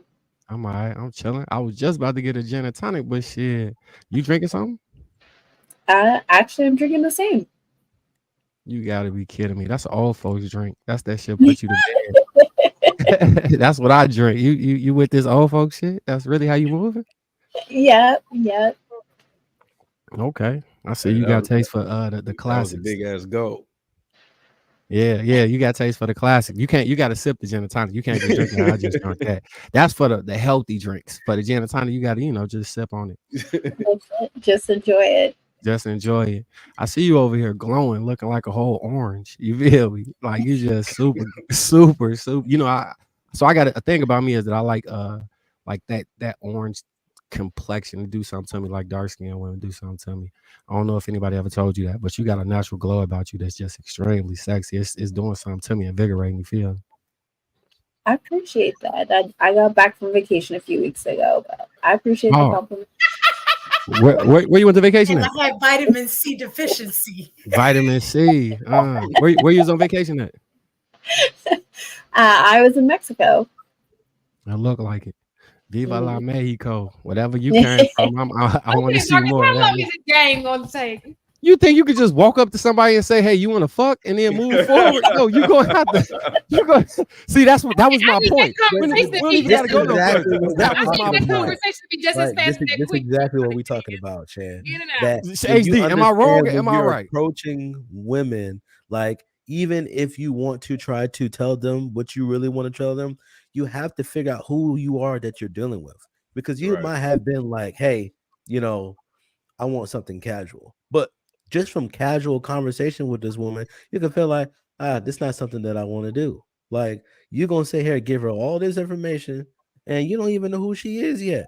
You don't even know what kind of mindset she got, how she think, how she move. And you mean to tell me, Folks, hey, y'all got before standards to hi, who my you name get. is Harrison. All I want to do is smash. What's up? That shit That's would what you never want me to work do? unless you So, want to so, leave. so y'all want to smash people who got who high class people. Hey, Listen, but it's not about listen. It don't matter yeah, if you high class. If you ain't learned nothing from real life and the internet, brothers don't got that same thought process that you think that they do. These brothers have range. They're very like veritable in the far as how they deal with women. It's women that's like, nah, I only want this, and this. I need to feel this way. This need to happen. This need to be said this way in order for me to do XYZ. Versus when you ask guys, literally every woman, we see you. We might not engage you, but we see you. And we be like, I like that, but I'm not going to, or I like that, I'm going to approach that. yeah, Or as much as I like all of this, I got something that's better and I'm gonna focus on what I got. So it's yeah. like, like even when brothers are committed, they still see other women versus a number of women, they become extremely like one-sided with the brother that has their heart. And it's cool. And like, listen, like what's his name? Marcus, I was listening to you yesterday. You and Trev towards the end. Listen, bro, we gotta have a conversation. We ain't gotta do it now, but I need to have a longer dialogue with you after the conversation that you had at the end of the show. But I don't want.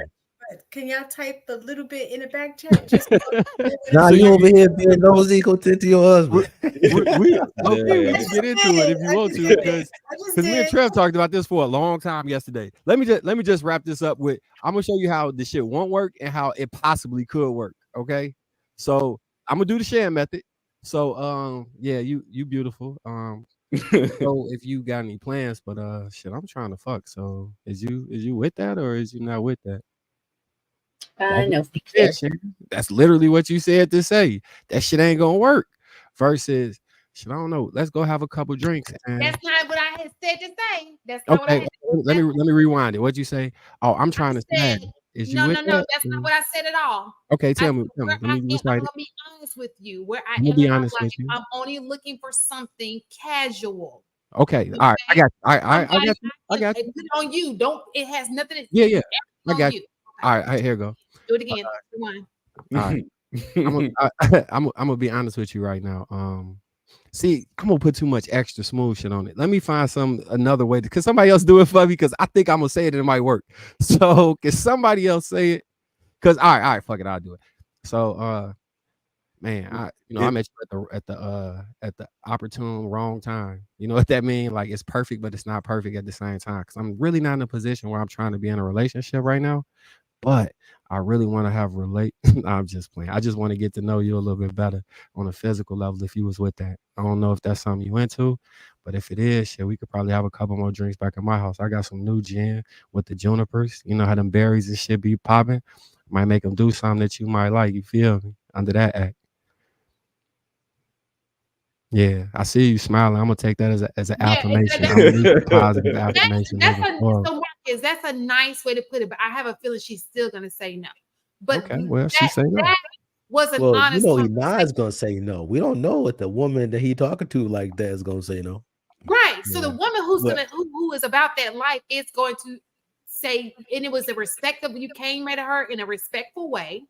Yeah. She knows what it is at this point. You didn't sugarcoat anything. No, It's gonna require some sugarcoating. No, a little bit of sugarcoating. It's gonna require some. That was my whole point. You got to sugarcoat something. Right. Now I'll say this. Well, go ahead. My bad, Inez. I seen your church finger come up. Yeah. No, go ahead. I'll go after you. Well, no. So I was gonna say, just being 100. You know what I'm saying? If a woman sees a guy and she want to crack him, she gonna go, as long as he says the right thing to her in that moment. You know what I'm saying? I've back in the day, I had a chick come up to me at a wedding and just flat out, man, what you doing after this? You know what I'm saying? Like, straight to the point type of deal. And shit, I couldn't do nothing but respect that. You know what I'm saying? And I made the decision I made. But even in that case, just simply just hitting her with the, man, I think you're really attractive, and I would love to, get to know you a little bit better. It's a little loud in here, but I got something back at my place, or man, let's go to this bar, or woo woo type of deal. And from there, if she feeling you, hell yeah, let's get up out of here. You know what I'm saying? If she under the same act, hell yeah, let's go. You know what I'm saying?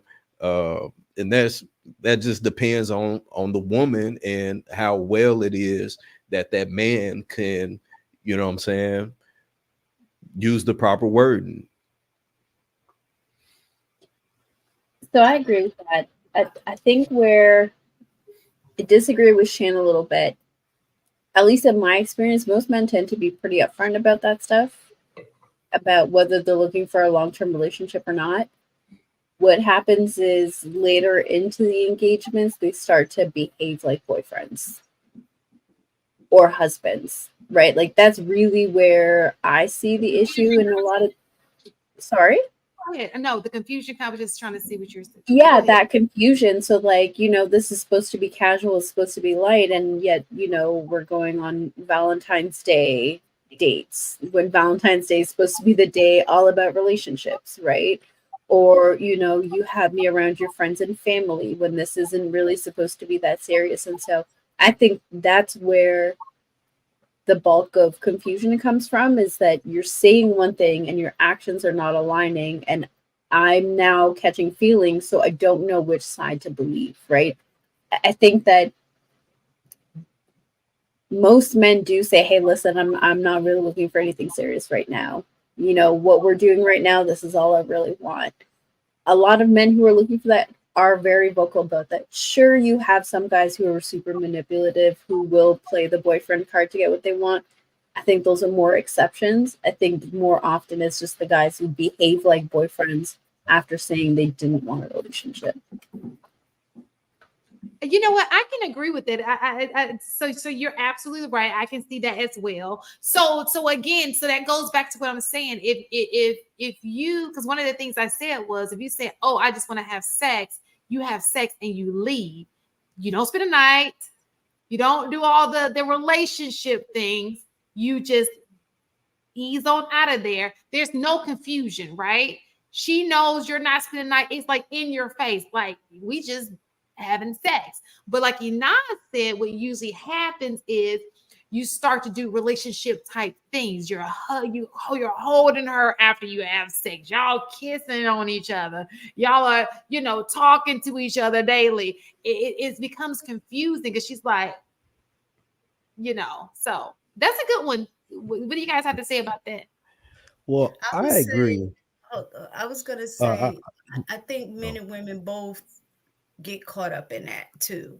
I think what Inan said, I agree with that. But I also think after a while, sometimes women also feel that they can change the situation as well. So they go in it with the understanding of saying, "Oh, he said he wanted to be casual." But you're in it long enough, you start catching feelings, and because you caught feelings, you think he should be catching feelings too, and want the dynamic of that established relationship to change.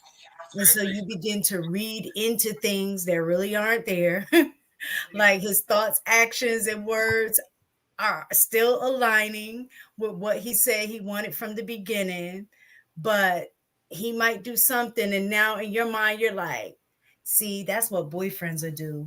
See, he want more than that. Like, we'll convince ourselves that the person wants more than what they initially said that they did. So I think there's ownership on both ends of that. Men not really making sure that the lines are, there's no gray area. They're not keeping it black and white. Mm-hmm. And then on top of that, in our mind, we're also thinking that, oh, he's a cool dude. I could see being in something a little more serious with him. And then we start falling into that aspect of picturing ourselves with them, or saying that, you know what, he is boyfriend material. You know what, I'm gonna do this and I'm gonna get him. So I think that's why I don't think as women we need to play those games. There's a few women that How can should we play probably, those games, Tara? huh? How should we play those games? Do tell. I would say you shouldn't, because yeah, you shouldn't play those games, because at some point, unless it's somebody in which, why would you want to engage in something that you totally are not attracted to, so then you don't catch feelings. But what fun is that? Like, why would you even want to, right? Yeah. So I think for women, I think it's important that um if you think you can engage in the type of relationship like that, when you feel like you're starting to catch feelings, you better be that type of chick that know how to cut stuff off and just bounce. Just be like, all right, I'm done. So that way you won't end up being disappointed or what have you. You know what I'm saying? Because at that point you have to take control of your own feelings. He it's not his responsibility, at that point, because you agreed to it. So once things starts changing for you, then you need to bounce. Now let's just keep it a buck. When in situations like that, if I see you at the club, you know what I'm saying, you with it, you with the shits, you come back home, and we engage in the do. I think another big level of that adds to that is, you know, and people do it, but if y'all go into it and you raw dogging, you know what I'm saying, you raw dogging, you kissing in the mouth, you know what I'm saying, like that right off the bat. And we just met in a club. You'll be What surprised. y'all doing? Y'all, You'll Well, oh, be not even you'll out the be back, but surprised. let's just say, let's give them grace and say, okay, it's been a couple of weeks in, right? And y'all are consistently doing it, and then now weeks? brought up. Couple weeks? Weeks can be, but there are weeks in the year, any one of those weeks, okay? So you're into it, right? And so now he's starting to do it. Now, keep on with your story. Go on with your story. Right. So with that, of course, feelings are going to grow. You know what I'm saying? Uh, that's the inevitable. And I'm sure, as much as we would want to deny it, we've all got to that point at some point where we was with somebody that we may not have been fully with, but we were engaging with them. You know what I'm saying? In the raw. I mean, that's it happens. You know what I'm saying? But I think that's a factor of it as well, because now we're doing this thing that people do in relationships. So now the lines are blurred. You know what I'm saying? I have a question for guys. With that, do guys ever fall in a situation where they say that that's what they want, and then they end up catching feelings, or that? It can happen. Hell It yeah, definitely can happen. yeah. I think so. You want to you go? You got to be. You got to be. Now, HD has something to say. Let him go ahead. Listen, I got a lot to say because just going off what you're saying, mistaken, you have to understand that like most men and most women think that the opposite sex is them, and they're not. So when a woman approaches a relationship with a man, she thinking that what he doing, that everything is similar. Like, oh, he moving like this, he moving like this. Listen, the reality is even if his words and actions line up, he could still be lying to you. I don't think women understand the strength that a man has to compartmentalize. And if he says that it's not that serious, but he may be showing to you it's serious, listen, the reality is it might not be that serious. But this is what I was talking about earlier, that brothers have the habit of just being themselves no matter what it is that they say. Like, listen, he might not really be taking you serious, but he'll still pay for you, he'll still protect you, he'll still make sure that you're straight, he'll still do everything you feel like a man should do for a woman he's serious about. The thing is that men, like we said, we're creatures of habit. We're not separating how we are just because of you. Now, granted, can you catch a brother slipping? And he is now like, hey, listen, what I originally wanted to do with you ain't what I want to do no more, as far as like the this casual thing. Listen, a brother that really care about you, he gonna have some sort of conversation, right? But the reality is you will not know the truth until time goes on. Because, like, even if his actions, because many brothers will tell you, yeah, I want a long-term relationship, and they'll do all the things that you are asking for, and he'll show all the signs of this, that, and the third. Month number 9, he's just like, well, that was fun. On to the next. And it just be what it be. And what I want women to understand is whatever you give, right? Give it freely, because you're going to keep feeling like you're robbed. And the only issue that women are like running into is that they're giving the wrong stuff to the wrong people. Because if you give that thing to the right person, it's going Mhm. to work, right? You just got finished saying there's no way for them to tell until Yeah, there's no way for it's them to not tell. like Just like this. when you pay full price for this woman, and she says she love you and she care about you, and then she dogging you in the streets to her girlfriends, like you just don't know. But Yeah, that's what I'm it's trying to on get both women to sides. understand is there are no way you can eliminate risk. You can only mitigate it. So change the perspective on what it is that you're giving. If you spent 2 months of feeding this dude, and all he do is take your food and leave, stop feeding him. You know what I'm saying? Understand that, listen, y'all are supposed to be some of the smartest people in the world. Act like it. Understand that what you're dealing with when you want something from anybody, whether it's a man, a woman, or whatever, you understand that when you enter into a relationship with somebody, there's risk involved. And if you're giving your time, you're giving your energy, you're giving your love, your care, everything. If you're giving yourself to a person, there's a risk involved. This could go well, this could go bad, but you freely gave this thing to that person. And then you're going to be like, they robbed me. No, they didn't. You gave it to them. Like you literally freely gave it to him. Well, listen, take some responsibility and some ownership that you're supposed to be grown. And if you grown, that means everything you do and everything you say, be responsible for. When you go and you sign a contract for your cell phone, do you read all the things that's in that contract? Hell no. You're like, it's too much stuff to read. But guess what? You're still responsible for everything in that contract.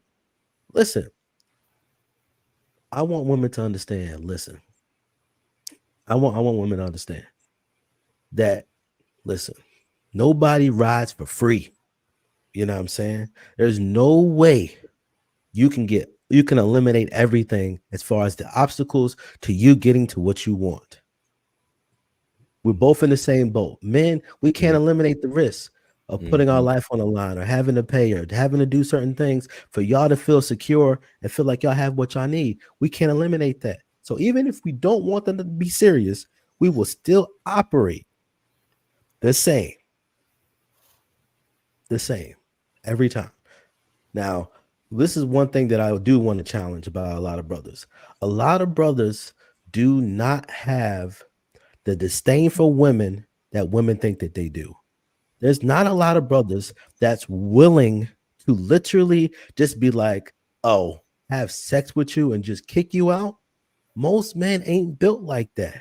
Do They you need still disdain feel to do like they that? got to give you something, even though we don't. So hold on, what you say? You need disdain to do that? I think you do. I think you need some level of like, yo, I don't care nothing about you beyond this. I got what I wanted from you, and then I go on about my business. There's got to be some level, in my opinion, some disdain. But most brothers ain't trained to be that way. They're trained that when they receive something from you, I need to give you something. Even though I don't really want to, but the reality is you gave me something to eat. You said something nice to me. We had sex or something like that. There's something that we're taught comes with that. And the brothers that literally just be like, wham, bam, thank you, ma'am. There's got to be some level of disdain. Now, granted, I could be wrong. I'm open to it being wrong because there's brothers that literally have dealt with enough girls to the where they don't think about women as some sort of prize or anything like that. You're just a regular person, right? Oh, yeah. You're just another woman, right? So there's nothing special about you beyond you just being a woman. So I get that. But to me, like majority of brothers that have been raised by people that thinks that we have to give ourselves regardless of what we receive. Like, yo, I'm telling you, like, I don't know too many brothers that can literally sleep with a woman and think she don't deserve not a hug, not a sandwich, not a drink, not nothing. That's Yeah. different. By the way, you just described that made me question. Okay, let's go into what your question was yesterday. I'm curious now because your ideology has me curious. Because like I think you could absolutely not have any disdain for women, and you can. So just another woman is one thing, but just being a woman is a great thing. So it's a weird way to phrase it. Because I would agree when you say that's another person, right? But I also think women are incredible in their own right. but it's no disdain in that. You get what I'm saying? Because for years I was doing that, and I didn't dislike women. I love women, but I knew I wasn't in a position where I could sustain a long-term relationship. So it was, I'm in this city, I'm in this place, we in the dorm, we in the cafeteria, eyes lock, I'm attracted, you go for what I'm talking about, and then we talk about it in more physical sense. It wasn't no disdain there. It was just, it is what it is. It's not the position for it to just be me and you. It's just, it is what it is what it is. It's gonna do what it do. I think that no, I 100% get it. Um, I think that the challenging part with it all is the value that a person places in their body. I think at least for me. So if we gonna do the do, I have to have some type of attraction to you, as to where I want to hold you afterwards. Like I've never been one to just give myself away to somebody, and and I have absolutely no attachment or feelings towards them. I think that that's just kind of being reckless. Now I have done some reckless thing when I was younger, for sure, no question. You know what I'm saying? I'm just trying to get a nut off or whatnot, but um, understanding the value that understanding the value of having sex with a person, uh, and the power that holds. I think that is something that has been placed with such low value on it, um, that we really lose the insight of what it means. You know what I'm saying? So I couldn't picture myself not uh, taking a chick home, and I'm digging her. I take her home, we vibing, and we do the do, and me just kicking her out. You know what I'm saying? As a man, that feels kind of bogus. You know what I'm saying? It's 2, 3 in the morning, whatever, and I'm just sending you out on your way. That, I think it's a difference between, because what y'all describing, what it sounds like you saying is you crack and then you push her out on the street, like, all right, go about your business. right, Like it's that sound I'm, okay. I can I'm, see where you're getting the I'm word telling you, disdain like, from. What I'm saying is, like, all right, so say you had sex and afterwards you be like, what you finna do? I'm about to bounce. And right, you can make sure she get home and she can get food if you have food at the house. It ain't like you just being abrasive and mean. I'm just right. saying you don't have to have no extra nothing attached to that. In my experience, and from the people I know, they, that wasn't really a It's, thing. I And know. that's it's and just I sex. think that's the difference between a booty call and a situationship, right? Right, So a booty call is like, look, this is just a booty call. It's a sneaky lick, whatever they call them. You sneak in there, you do what you got to do, and you get up out of there, right? It's a right, mutual understanding. Situationship is a little bit more complicated because it's kind of like it's a horrible situation, it's a crazy situation, but there is a relationship there. It's just not a commitment. It's like some complication. We used to call it it's complicated, right? right, right, Um, and so I think that those are the two difference. Nobody wants to take the ownership of being a booty call. Nobody wants to be like, okay, I ain't gonna treat it like a booty call, but I'll put her in this confused state of situationship because really she is just a booty call, but I mean, and unless that's just voiced right off the bat. You know what I'm saying? If that's voiced right off the bat, then shit, it is what it is. So I have a question because I know like the word, disdain. I don't necessarily think, along that line either. When men, do that, I don't think they necessarily have to have a level of disdain. But what came to mind in hearing, I think the compartmentalizing, and for me, it is synonymous in my mind as cognitive dissonance. I think there has to be a level of cognitive cognitive dissonance that men have to have, but y'all are saying compartmentalizing, meaning I can't see this woman as anything else other than the object, right now, because my only goal is I need to get it, get one off. So I can't see her or value her as a woman that I would really like or that I would see myself with. So you make her a different woman, you put a different name on it, you put a different, oh, she a hoe. So now I can treat her differently, but not necessarily looking at her as a full woman, sister, you know what I'm saying? Mom, brother. Like there has to be a level in which you don't put her on the same level as a woman in order to do that when you know the behavior that you're doing is not necessarily nice. Or you So all right. So I think that would women like sex too. It's not a large majority of women that involved in casual sexual relationships. I guess they would say today it is, but the women who engage in casual sexual relationships get something out of that too. She enjoys, Right. or she has something in her that craves.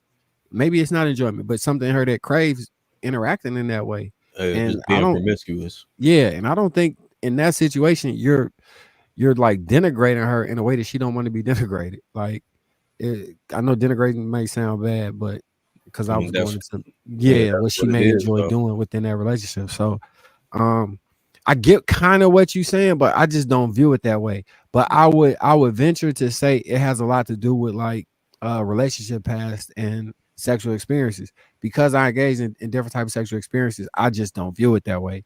But if like say I had only been with like a handful of two hands, a smaller amount of women, I may view sex a little differently than that. So I could get what y'all saying, I just don't agree. You get what I'm Well, it saying? has to be So some level because the woman that's your wife now, there Uh-huh. was something in her that I'm quite sure y'all was having sex before y'all got married. So Hmm. there was something that you saw that humanized her in your mind to a level that this is somebody that I would want in my life long term. You didn't see her as a bust down, even though you were having sex with her before y'all got married. So all women are human. Like I don't think it was. I think it's Yeah, But you like I agree. separated I her don't. in your I don't mind, you think brothers. separated her differently than you did other women that were just bust downs. I think Yeah, it. I So mean, that's it'll human. go I like think this. If that's I was to natural say, instinct. so I get what you're saying, mistaken. That's human. That's human instinct, though. I think. so look, here we go. Attraction. I can have sex with you. Then you got a personality that I could be around. So you'll move from just I got sex with you to you have a personality I could be around. Then you have character traits that I think can sustain a long-term relationship. Then you could invert that pyramid because it would get smaller actually. So Right. attraction, Right. sleep with. Okay, now you got a personality that's dope. Now you have character traits within that personality that filter you into the funnel. And then from there, it's a matter of time and placement in life. Yeah. So question. So this is the confusing part, right? Because mistaken made a good point. I want to leave your wife out of this. Like that's not what we're trying to do right now. But just hypothetically speaking, if there was a clone, um, so that clone and his wife could have been just a. So what distinguish a person from being a bust down and just using that word? Is it just because you end up wifing her? Because she's Ti- still in the same category as the other chicks that you were, you know what I'm Time, saying? time and investment. I would say for me, it's So time and what I'm investment. so what I'm saying to you is that name, the category that for example, when we say a woman, oh, like one of the things that ADP said in the chat, he was like, oh, she's just a bust down.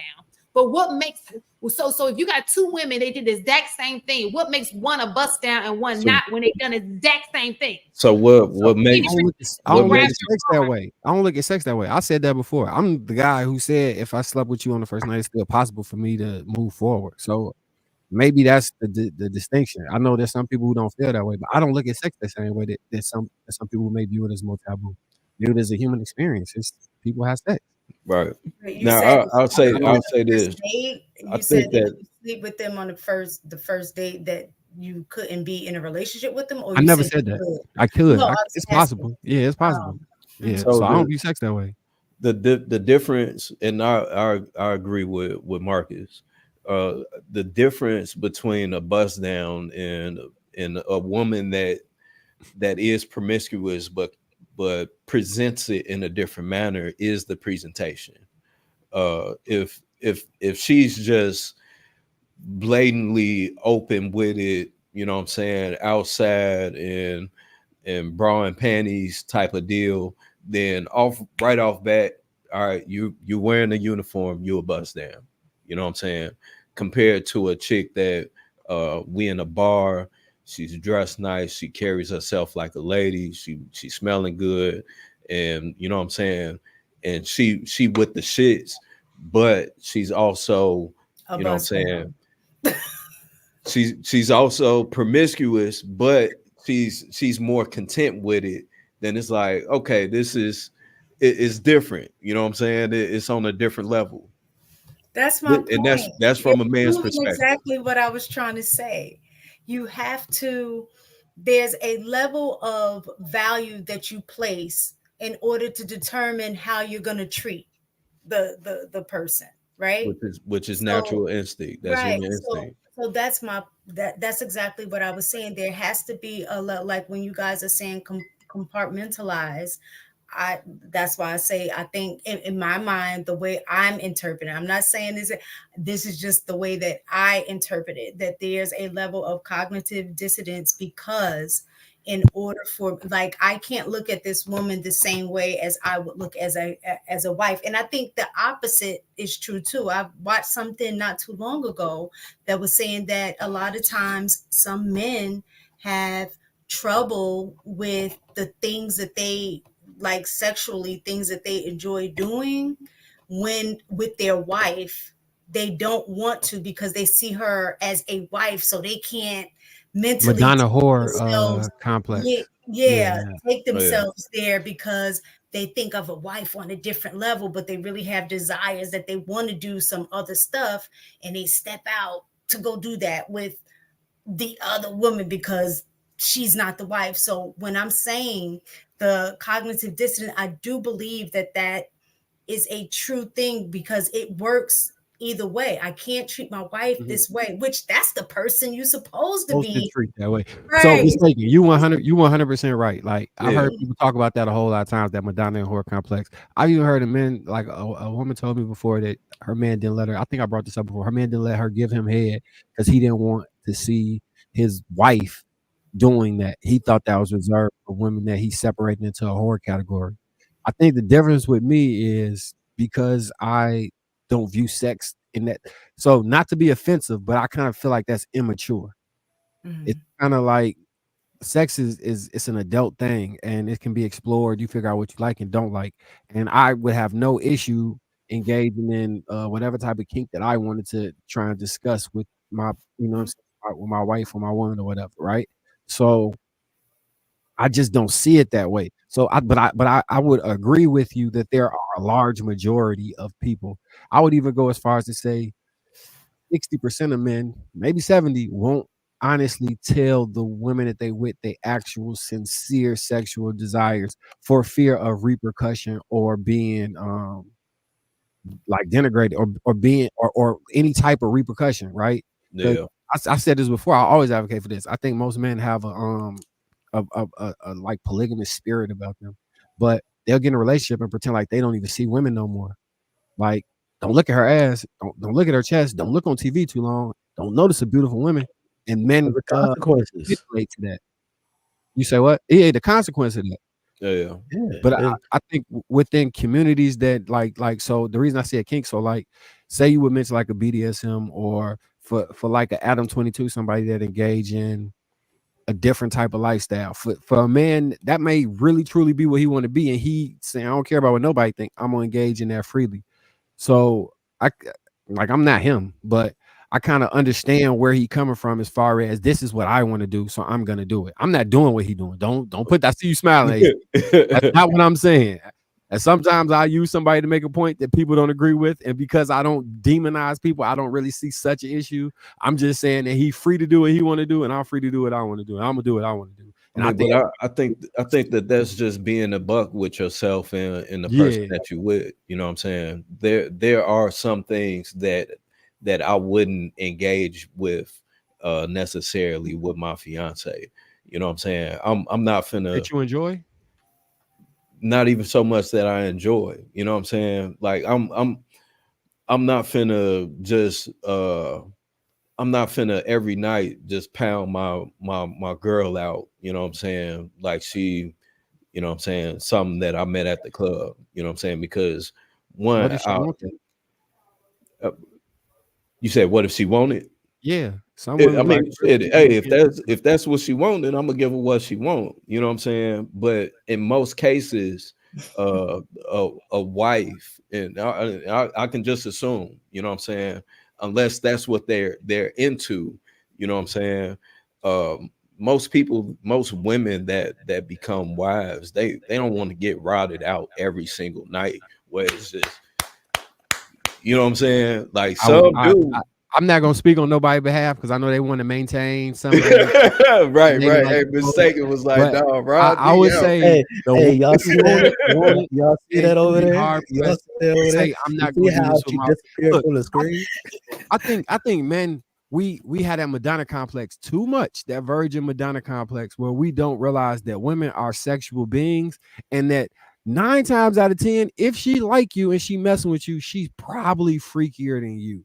But You just Marcus, have you to know that unlock you that said shit. too that I you agree. said I that a agree. lot of men, I forgot the percentage that you said, like Like probably like 80% of 60, men, 70%. 60, Yeah. 70% of men don't really tell their women. I think it's about 95% of women Won't tell they don't man. really Yeah. tell their man For fear of judgment. Yeah, for what fear of judgment. exactly what their fantasies are, or what their kinks would be, because that would be the first thing. Like, God, Right. for some, What am I the with? woman might be freaking in a man, and then Yeah. they're gonna be like, "Well, what the hell?" So I think for a lot of women, we're conditioned as a society to live up to that Madonna complex that you're talking about. Like we're conditioned to put your needs before ours when it comes to sex. So you have a lot of women who are having sex and it's not enjoyable sex, because we're not taught necessarily that it's supposed to be pleasurable for us as well. Right. We're just the conditioning around sex in general, with the messaging that women get, is totally different than the messaging that you guys get. And Right. so I would say it's about 95% for women. So And now, my bad, real quick. In responding to Mrs. Locks, now, and not to go too deep into my own personal relationship, uh, I it's not know your what girl, is it? you said. What? This not your girl, is it? No, I don't think Okay. so. No, I hope not. Shit, I don't know. But but so I know what she's into. You know what I'm saying? And she's told me, she's vocalized, you know what I'm saying, what it is that she, you know what I'm saying, what she's into. And I can I'm paying attention to her body when I'm doing it. You know what I'm saying? So there's a time and a place as to where, yeah, I'm gonna ride you out, but shit, some nights I'm gonna make love to you, you know what I'm saying? And I'm gonna ride you out type shit. So it's just understanding the difference of it. Now, would she be into me spitting in her mouth or some shit like that? Then you know what I'm saying? Hey, some women are into that shit, and some not, you know what I'm saying? So uh would I be able to slide that in if that was something that I'm into, and she know it? Then hey, maybe, you know what I'm saying, on a good night, hell yeah. On the night she not into it, then maybe not, you know what I'm saying. But I think that is just, I think it just varies on the woman, you know what I'm saying. And like you said, their past of their past experiences and what they're actually into, you know. I You don't think think one of the, spitters are I quitters? wouldn't say necessarily past experience. It goes along with what kind of like what Marcus was saying. It all depends on the guy. Because if she's into you, whatever her past experiences are or whatever, if she's into you, she's going to at least be willing to try the things that you want. For sure. Whether she, knows she like it or not like it or whatever, if she's that into you, she's at least open to trying. For sure. Do you think spitters are quitters? You said spitters you are asking quitters? me? No, I'm just saying in general. Do you think spitters are quitters? What you That's mean? such a basic. I like. It's so many different things. Yeah, like go ahead and drink it. What's the problem? I'm just saying that some people say spitters are quitters. Do you think that spitters are quitters? Depend on where she spit it. Maybe she might suck it back up. That's what I'm saying. It's some basic. Like, Hey, why your face like that? See, that's what I'm saying. A maturity, brother. This like people. hey, but that might be too much for you know what I'm saying, for a certain type of woman though. You know what I'm saying? That's what I'm saying. I Like know. I'm just saying, just the it overall all thought varies of. Do you on that think, woman. I'm just saying, but do you think spitters are quitters? Because, like, let's say for instance, something that's not sexual, right? If a person isn't willing to put in the work to make the jump shot, right? Like they don't go into the gym, they don't practice, they're just lazy, right? Some people will say, "Oh, this person's a quitter because he don't really do what is necessary for you to be able to, make the shot," right? So same way some people think about, certain sexual things. Like some brothers be like, or some girls be like, if this ain't being done, oh, he's this, da da da. And I really want to go back to what Miss Taken said. Miss Taken said something that I thought was pretty legit. That our ability to compartmentalize sometimes does cause us to disassociate you in a certain type of way. But in the brother's defense, it's kind of the same way that women kind of see guys. Majority of the guys don't get on your radar. Like there's something about this brother that piques your interest. Same thing for brothers. If the baseline for all women is the same, what separates you from all the other women? So he had sex with that one, sex with that one, sex with that one, sex with that one. Some people be like, well, if you're just having sex with them and you're not getting to your desired result, then you'd be like, why you keep having sex with them? But the That's thing the is, desired result. if you met a certain type of woman or a certain type of guy, and this person seen more than what he saw in the other people, listen, you just don't know until you get into it. Like even my dad's been married to my mom since forever. And the only reason why he married her is because somebody was trying to talk down to him when he was at work, and he said, watch what I do." And he literally married my mom on his lunch break. He was just like, "Oh, you think it's a game? Watch what I do." Married her on his lunch break, and they've been married since. That's not to say they got the greatest marriage or they always had the greatest marriage or nothing, but the reality is they still working it out, right? But I think that there is some validity to what you're saying, Ms. Taken. I do agree that disdain might have not been the correct word because most brothers would love women. They like women. It's just that how we deal with women, like you only become a quote unquote bust down if we deem you that. Because there's many dudes that marry hoes, or because everybody else didn't see that she was a hoe, he kept going, right? Mhm. But it's just like there's so many factors to this. This is getting quite fascinating when you trying to like break down some of these things.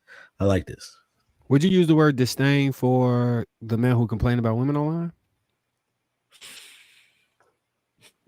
Originally, I would say no, but I think the more you keep talking about it and your frustrations start to build, you start turning to disdain because you're only focused on your frustrations. And once you continue to just focus on that, then I can see how there's some level of disdain. But overall, I think it's more so frustration, more so than anything, because it's like men are accustomed to understanding that nobody doesn't care about them the same way that they care about women. And that the things that we respect women for, we don't respect men for. So that's why it's kind of hard sometimes when we have these sexual conversations, is because how a woman respects you versus how you respect a woman, we got different metrics for that, you know, and that's why the brothers don't want to do certain things with you sexually, because he won't respect you the way that he respect the other woman. But I also agree with Marcus on the fact of the bed is on the file, the marriage bed is on the file, right? So you should be able to explore, but there is like a there's a journey of sexual exploration in a relationship. And if she ain't feeling you like that, the journey ain't gonna be so long, you know. Nice. Nice. Fact. Yeah, so to the things I'm mistaken was saying about the Madonna whore complex and men sometimes straying outside of their marriage in order to fulfill their needs. Women do that too, because women have, like you said, have internalized a lot of this ideology. So in order to preserve, like HT was saying, that respect level in the marriage, they won't vocalize, right? It's a safety thing for women. You don't feel safe vocalizing those things. But from the self-reported numbers, women are cheating at the same rate as men. So they're getting that itch scratched outside of the marriage too, a lot of the times, right? So if we're promoting healthy, happy, lasting marriages, then how do we get to that place of like having conversations and moving past seeing your spouse as an obstacle to sex? Maybe we Yeah, just need to have more sex. I think we need to have freer ideology surrounding sex, like, because it's so many things that go in and surround what people are enjoy, right? And I think a lot of them are from deep crevices that people don't want to speak about. I'll give you an example of something that it's not my thing, but I watched the video. I watched the video on it. You heard this thing called You? It's not a porn. The show on Netflix called You Right. with the serial killer. You seen that before? Any of y'all? Yeah. Where the really rich dude was hiring people that were like the barbacks or whatever, that were the lowest menial people within the life, and he would pay to have them pee on him with a mask on while he masturbated. Like, some people like some things that you would never expect, but I think to have a healthy relationship, you got to be willing to be able to explore those things. Because back to the part about don't give somebody the don't cheat somebody out of the chance to see who you are and actually like that person. I think a lot of relationships fall into that, and they ultimately doom because you won't show who you actually are. So you hiding the thing that they might have had the same kink, or they might grow to love the kink, or whatever. But because you're ashamed of it, you won't bring it up. So it's a large amount of self-reflection slash um I don't want to say confidence, but there's a word for it when you're confident enough in who you are to actually express that and live within that truth. Like when people say, "Oh, I'm living in my truth," I think that's what they mean when they saying that. Like, I like to get XYZ, and I need to find somebody that's okay with that. And there are people who are okay with that. I seen a Law and Order. There was a lady who liked getting her limbs cut off. Like, that was her erotic fixation. She just wants parts of her body chopped off, and she found a doctor who was into that. Like, you Mm-hmm. never know if your thing is you know what I'm saying, something that can coincide with somebody else, but you got to be honest with yourself in order to get it, versus hiding who you are and then letting that part of you fester and die, and you end up cheating or getting caught in one of these situations because you wouldn't keep it real with who you were within that relationship. Like, Oh, so it sounds like we give the. I mean, sex is important, but it sounds like we get a lot of it weighs a lot in a relationship, right? I think that a woman being honest to that level can be a little risque, you know. Maybe if she's with you and she's honest, that's a little less risky.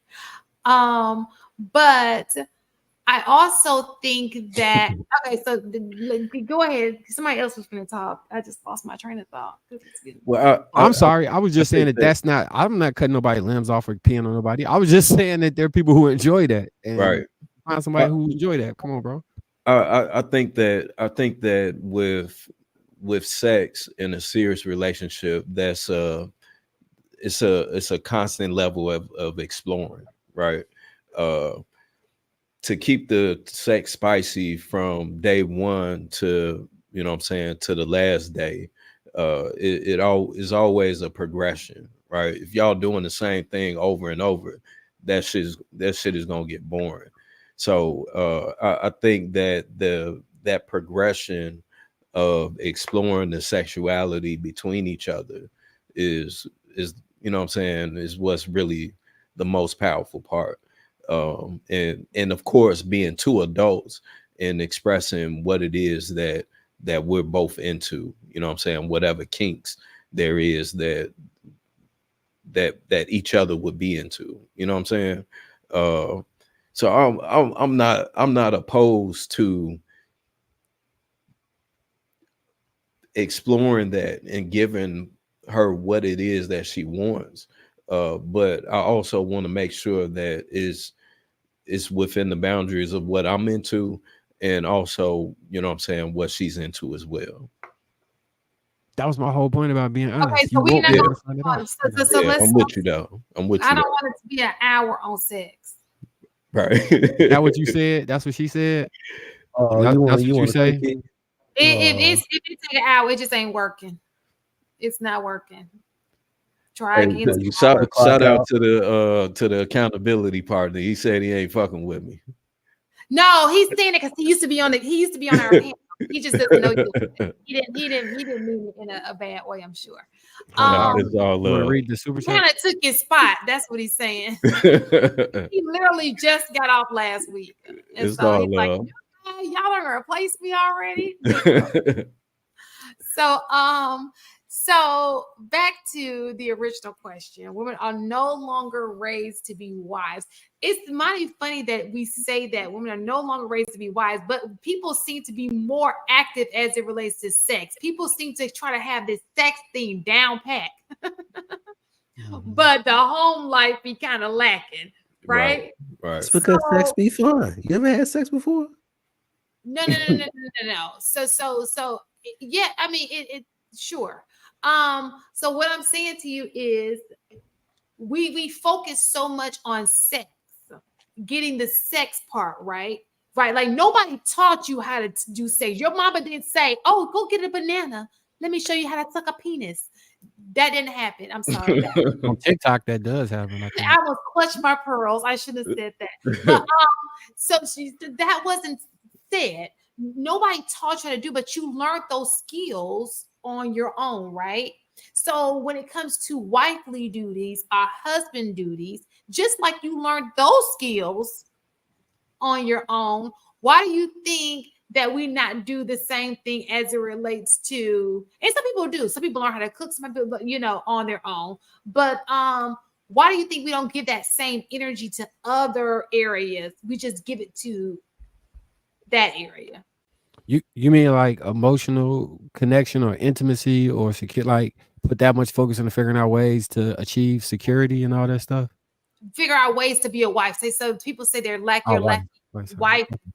People aren't raised to be wives. People aren't raised to be sex kittens either, but I they think they figure are. that out. No, they definitely are right I think now. they definitely are. They absolutely are right now. I don't What are believe the niggas? great I'm looking majority for of the. people I are would being say raised. in this era and They in absolutely are generation, right now. yes. Quit And I playing. would Yeah, say come in suck the 'em. previous Come era, I also think women were conditioned to be wives too, because when you compare social, well, I guess then it wouldn't be considered social media, but the different types of media back in the day, like in the 50s or whatever, you would see things. The magazines for women would be about how to, cater to your husband when he comes home. Or, it would be commercials about, what to do, keep your house clean, Mm-hmm. all of those things that would be associated with being a good wife. You Mm-hmm. had media that that environment created that. That's what you saw. It literally promoted women It's to be promoting that. housewives. Right. Yeah, Where but we get, in this but that generation, wasn't. hold on. But what I'm saying is that now in this generation, we're not necessarily the media is not reflecting the same values as what we're talking about a marriage or a wife should be. Mm-hmm. So what we're seeing in the magazines, what we're seeing on the, social media and on TV is nothing close to what wife material is supposed to be or what husband material is supposed to be. So I think that also influences music. All of those things have influence on behavior. For sure.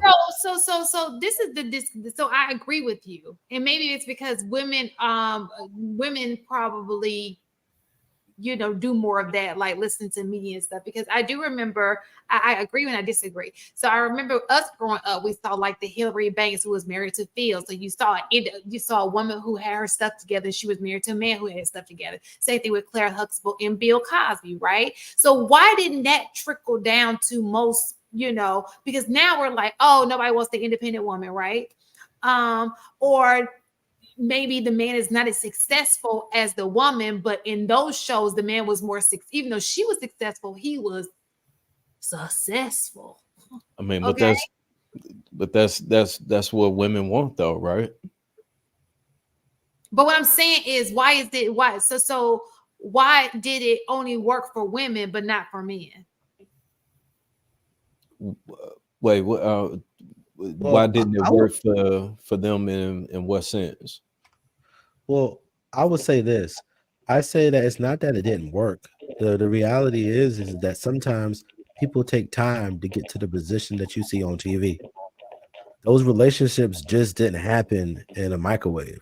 They baked over time. You got Carl Winslow, you got Bill Cosby, you got all these other fathers, Uncle Phil. What we see them and the time that we see them, we don't see their entire journey. We only see the finished product of what it is that they got going on.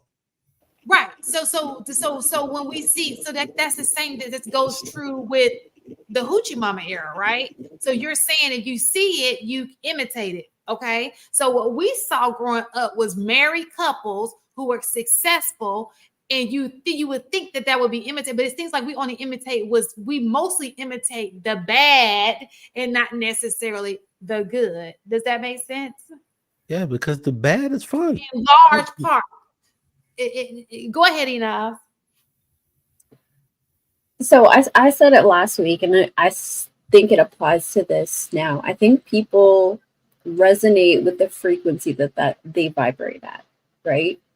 So, for example, so many times it's been brought up Cardi B's song "I Don't Cook, I Don't Clean," and yet anybody who's watched her on social media, she has literally made tutorials on how to scrub your toilet, how to scrub your bathtub.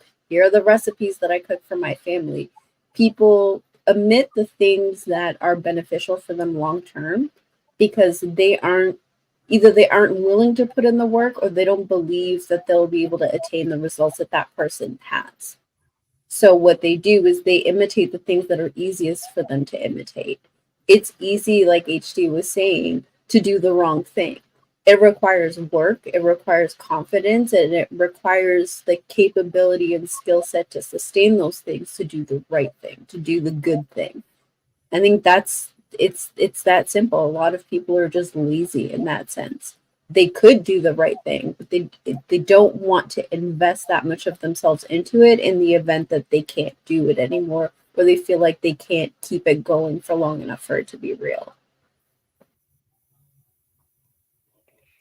I agree. It's I think that what happens is that, even when you hear a lot of some of the women today, they're like, I want it to be done and finished before I get into it.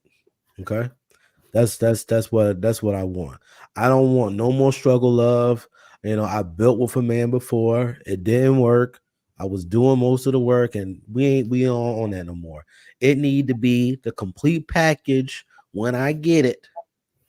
And that's all I'm invested in, but not realizing that a lot of the people, that's what I'm saying, a lot of the people that were our role models on TV, they had to work together to get to this point, right?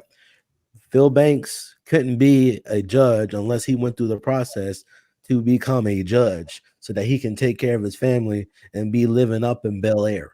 You know what I'm saying? So I just think that people microwave the images that they saw, and once it didn't work the way that they saw it on TV, they was like, well, shoot, I'd seen this, I done this, and this is a lot easier to attain than the other thing that's going on here. I think that the difference, I think that the difference is those people work together to get that in a union. Okay. So everything I'm noticing is cause and effect. Okay. So when so women didn't just get to the point where I don't want to build with a man. Women have, I've never seen more women of any other ethnicity that builds with a man than black women. We will stick by you and try to make it work. Right. Um, the problem is what women have learned is that when you do that, there's no happy end. Like, I've invested in him, and so often we've seen him leave and somebody else reaps the benefit of your investment. So the problem with that is, no, it does happen. Kanye wrote a whole song about it. Not only did he sing it, he actually did it. Okay. So so the problem is this happens a lot. I mean, look at Kevin Hart. I mean, we can go down the line, right? So the problem is so often women have done these things without the formal commitment, and then they find themselves in a situation where he doesn't need you anymore. He used you to get you to where that part is. I'm going to tell you now, most 20-year-olds are not dating 40, 50-year-olds who got it like that. They with somebody who's struggling just like them, right? Who they try to build and and they stick in there for way too long, and it's just not working out. So they're doing their part in trying to help him. I don't know many women who've not had that one boyfriend that they was sitting there pushing him to, and it just did not work out, right? Well, the problem. Can I say the problem is there's no union. You're a helpmate to your husband, not to a random dude you just met. Okay, that's really the problem. Well, no, the problem is that it just didn't work out. There's women that did exactly what you did and it worked out for. There are women that did the wrong thing and it worked out for them. The reality is that, like I said before, you think because you did this, it gives you the outcome. Well, I went to high school, did what I was supposed to do in high school. I went to college. I did everything that was required of me, and then I got this degree. Relationships don't work like that. You can spend 4 years and get everything. You could spend 1 year and get everything. The reality is it just didn't work out for you, and it just was with the wrong person. Now, granted, how long it takes you to figure out that this ain't the right person, I mean, it's variable. You can figure it out instantly. You can figure it out years later, but you can't sit here and say that building with men is the problem when in actuality, it was building with the wrong men that was the problem. So no, we're agreeing on the same thing. The wrong man is the man that's not your husband. Okay? Because that's the risk. Listen, that's the risk anywhere you go. If he has no, it can go, it's a hit or miss. Okay? It really is at the end of the day. The only thing that is in the Bible is it don't say your boyfriend, it don't say none of that. You are a helpmate to your husband. Period. Right. Anything else is just you are blessed. You had a chick in your life who blessed you with her skills free of charge, and you didn't even have to commit to her. You didn't have to provide her any type of security. You were blessed. God gave you that blessing. He did not have to do it. Do you consider so my point in saying this is the difference between the sitcoms and what we saw growing up is the missing piece is these people were they built on something together because they saw they saw each other at the end of the tunnel. You understand what I'm saying? And a lot of people have done that in those relationships, their union was missing. I agree with what you're saying, but I don't think that it's necessarily just subjected to Black culture, though. If you really look at successful white men, a lot of them motherfuckers have been married 3-4 times. You know what I'm saying? A lot of them. Look up any successful white man. White and both married. Warren Buffett successful, had 2 period. wives. Had 2 wives Yeah, because I actually researched Black successful men. at the So same so time. so my point is this though. The difference between, let's just say, so I would say Kevin Hart is in their boat because he actually married her, right? The only difference between him marrying it, she gets something out of it. It's gonna be something. There was a security that was provided there. When they got a divorce, there was something. If she built with him, there was something she got out of it. If you just his girlfriend, y'all just he go throw up the deuces and it's you're out. You feel me? Go ahead, Enos. I'm sorry. No, you're fine. So I hear what you're saying, and to some degree, I agree. And again, not being Christian, I don't know too much about the Bible, but the one thing I do keep hearing is like when you lay with someone, that becomes your spouse. So theoretically, would that not make them their spouse? And so No. she is still. How so? How does because you use the words of the Bible specifically. So how specifically in the Bible is it distinguished? If you're having sex with this person and the Bible determines that to be marriage, I could then read it No, for that's you. called fornication in the No, Bible. a marriage So is a God-ordained covenant relationship between a man right, and a right, woman. This lifelong, sexually exclusive relationship brings children into the world and sustains stewardship of the earth. right. Okay, According to so that, what's fornication? What's fornication? I think fornication. Let me pull it up. Fornication is just deemed as sex before marriage outside of the covenant relationship. Okay, so outside the so I know fornication in the Bible, right? And so what I'm saying to you is, It is a if great.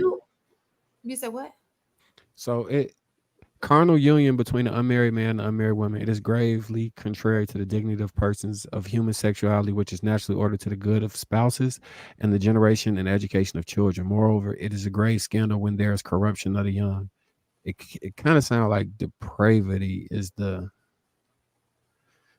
like there's It, no agreement in because the Well, definition of marriage fornication and takes it's the only outside two of things is marriage. different is God ordained and not ordained, and one is bringing children into the world and the other one is doing stuff that wouldn't be, it's still sexual, but So look at so both definitions so you can see what I'm okay, saying, so God So ordained. biblically, because Go there's no ahead. such thing as like a marriage license via the church So in that there is time. obey. So God says to obey the law of the land, right? That is So right, true. yes, you obey the law of the land, which means marriage is through a certificate, right? But then right. you have to do it before the Lord. Y'all ain't going before the Lord and saying, "Okay, this is my boo." That's not what you're doing. So when you go into the bedroom without doing all of those things, that is called Mhm. fornication. It Yeah, definitely doesn't it say nothing is. about girlfriend and boyfriend in the Bible. I can tell you For that. sure. Yeah. No, Don't yeah, say sex that. Those titles ain't in there. biblically, sex is supposed to be something that's done between man and wife, husband and wife, to go forth and procreate in the land. That was the original um, objective of marriage in the biblical terms. so you So know, let me just say this real quick. So I Please think post what AP put. okay, I'll pause in 1 second. So, looking at just these two definitions, right? I think the only like majority thing is that one is God ordained, and it seems like the second one, when it comes to fornication, it seems like it harbors contrary to the dignity of persons of human sexuality, which is now naturally ordered to the good of spouses and generation and education of children. So, you know how the Catholics believe like you shouldn't have birth control, and that each sexual act should produce children.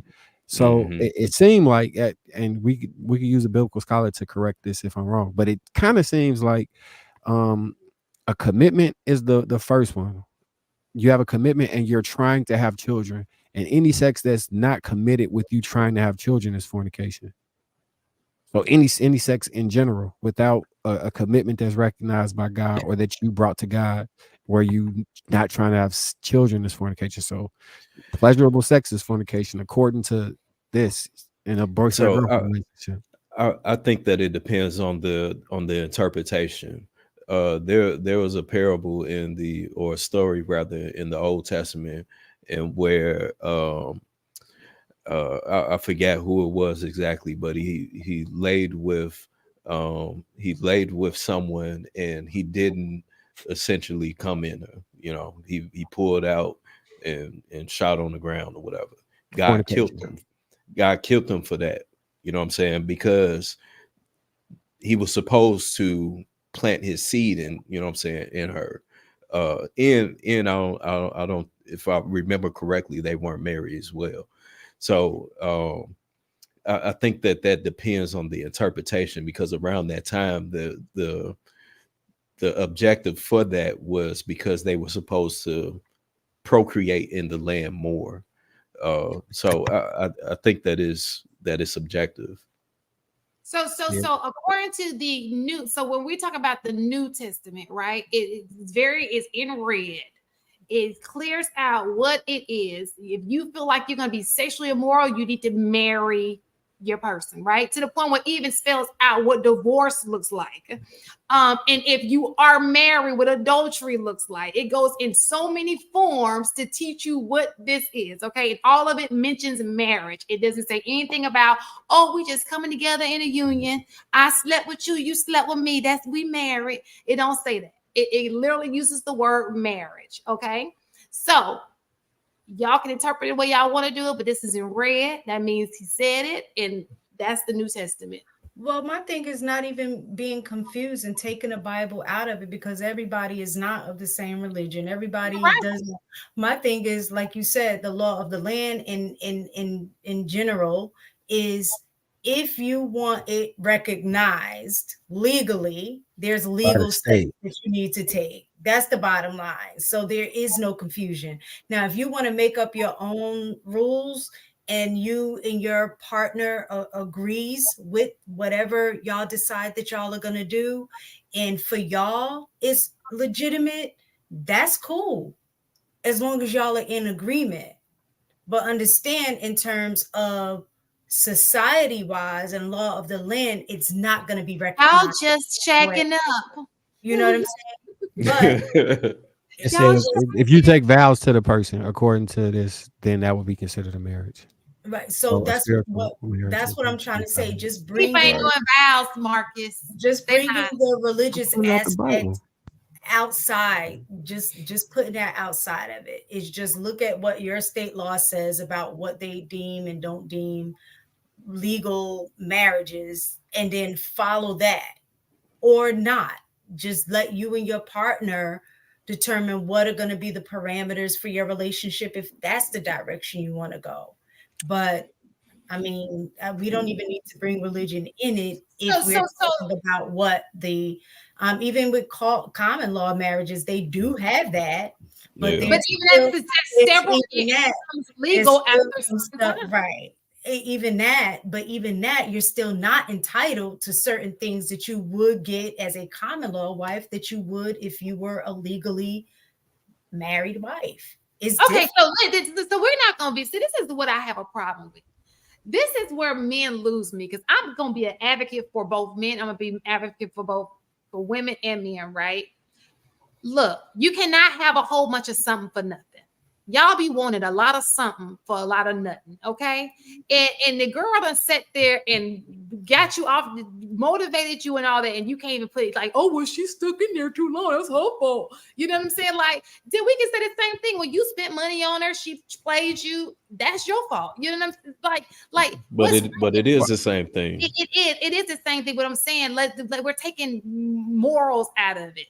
What's right is right, and what's wrong is wrong, right? So Yeah. with that being, you can't fault a chick for not wanting to stand by you. If you so just like we're saying, she's stuck in there and she shouldn't have. You can't get mad if she don't want to be your helpmate if she ain't your wife. You can't be mad at that, because she don't have to be.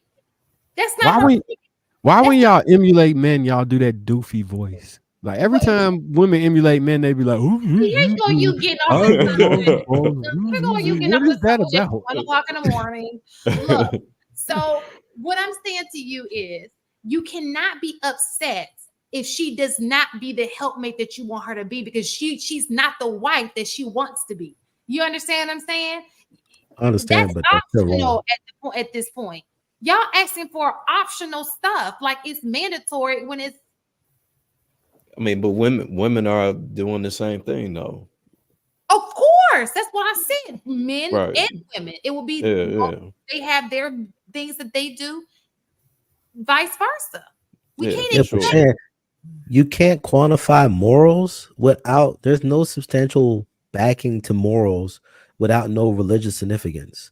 Same thing with marriage. oh, so Like you can so you're right. Yeah. So without you're absolutely right. Because in that case, just go out here and do free nilly, do whatever you want to do. yeah, Okay. they doing it. Like literally, they doing marriage that way. They're doing relationships that way. This is the reason why we have the lifestyles that we have here in the US is because you have the freedom to choose whatever it is that you want to do. Like what I don't understand is if most people recognize marriage as holy matrimony, why do you want to enter in something when there's already a prerequisite to understanding the holy matrimony? It don't just say marriage, it says holy matrimony. Now, most people might not consider it that, but whether you're Muslim, Buddhist, no matter what it is that you believe, like devoid of religious significance, there isn't much backing for marriage. And to the statement of you got to follow the law of the land to make it recognized by the state, here is the things that you have to do. But the thing is church and state is supposed to be separated.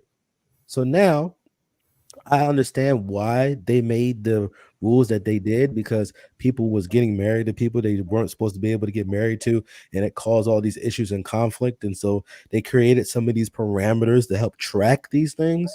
But in reality, is that there is a separation between how God does things and how the state does things. Do you get benefits from marrying the legal way? Yes, but in reality, marriage is a spiritual, religious concept, and it exists outside of the government intervention. We just become accustomed because, in all actuality, even in scripture, the main difference between fornication and What's this? marriage, right? I'm just saying the main difference between fornication and the sex that you get to experience in marriage is that there is a responsibility that's given. If you're just having Can you sex show with me that Bible verse? what?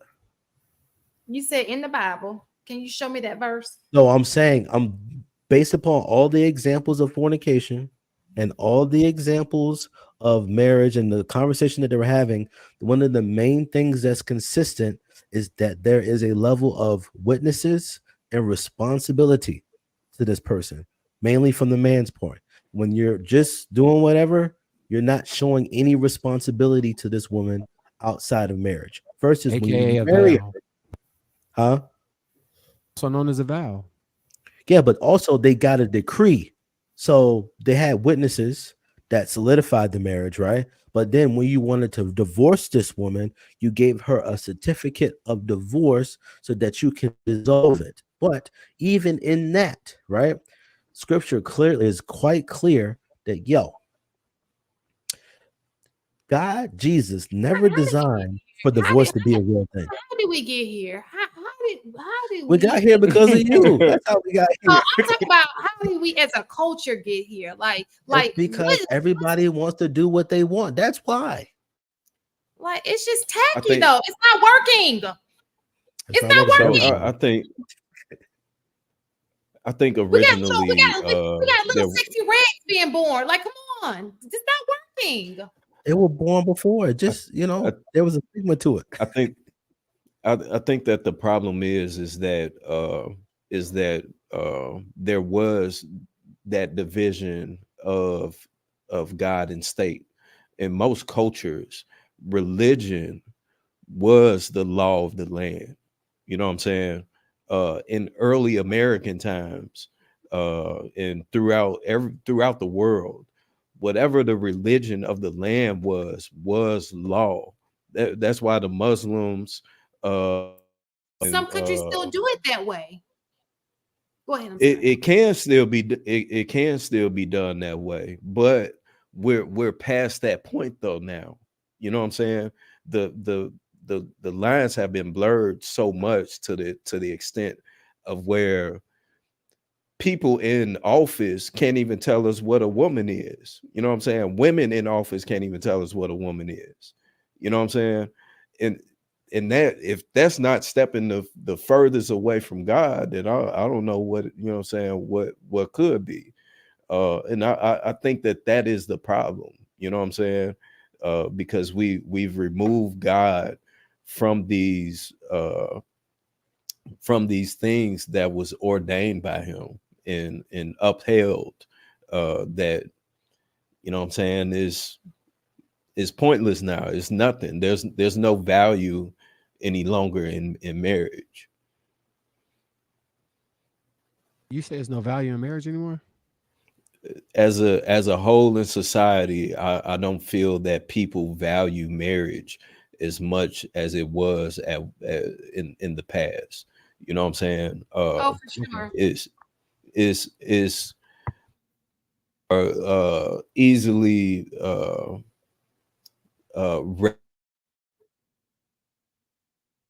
false Oh, reality of people having options. You know what I'm saying?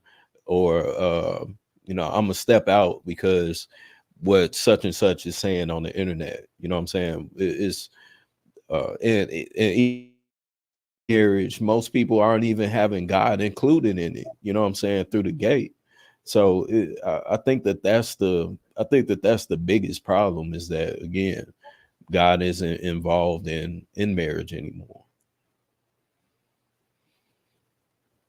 But that's what society wanted. I think God isn't involved in a lot of stuff. And For, so it's not even just marriage. It's just for how sure. money is the new God, basically. People worship money. Which God? Because y'all saying God in marriage. I'm just saying that because in America we speak from a Christian standpoint, and Who? only I said in America. Right, but Mhm. But no, what God the reason I'm saying that is because in other religions they do speak differently on what marriage is, right? So so what I'm saying to you is, but one thing they all have in common is marriage is marriage. They may do it a little different. Maybe they may have Right. polygamy, but Right. I don't know nobody who has a religion that doesn't believe that there should be some type of covenant or something that goes on where there's a man and a woman or a man and a woman. There's some type of, and no religion I know is like, oh, you just free willy out here. Yeah. Yeah. Everybody can All get it. Like, all no. all all religion is structure. It's structure, is moralities, so that we aren't one with the animals.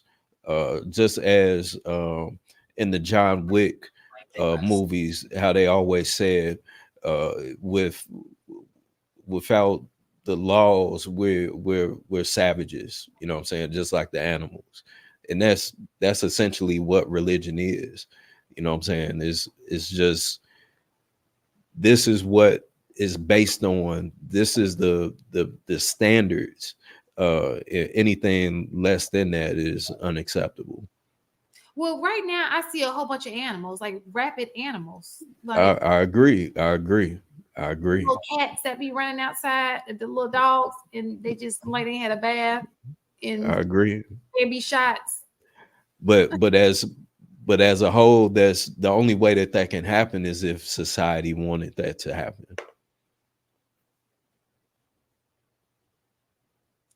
Um, Anybody else want to add to that? Mm-mm. Nobody. Couples like said that we are worse than animals the way we kill each other. You must not watch the Animal Planet.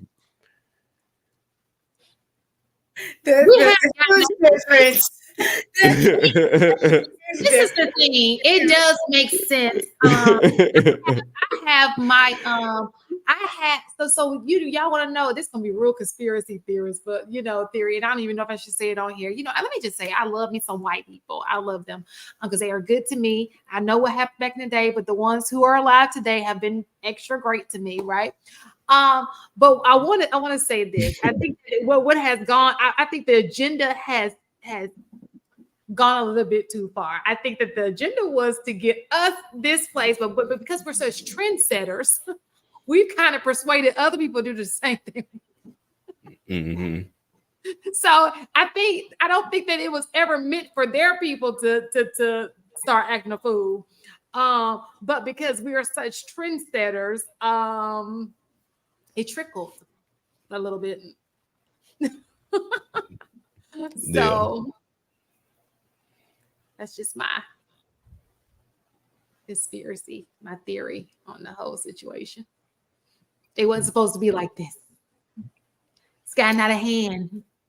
But you know, whenever something goes so far left, it's gonna be brought back. Right. Right. It's just gonna be interesting on how that's gonna work out. Like, because they're gonna bring it back. Don't think that it's just gonna get out of control. Oh, it's gonna come back around and it's gonna hit hard, whether we like it or not.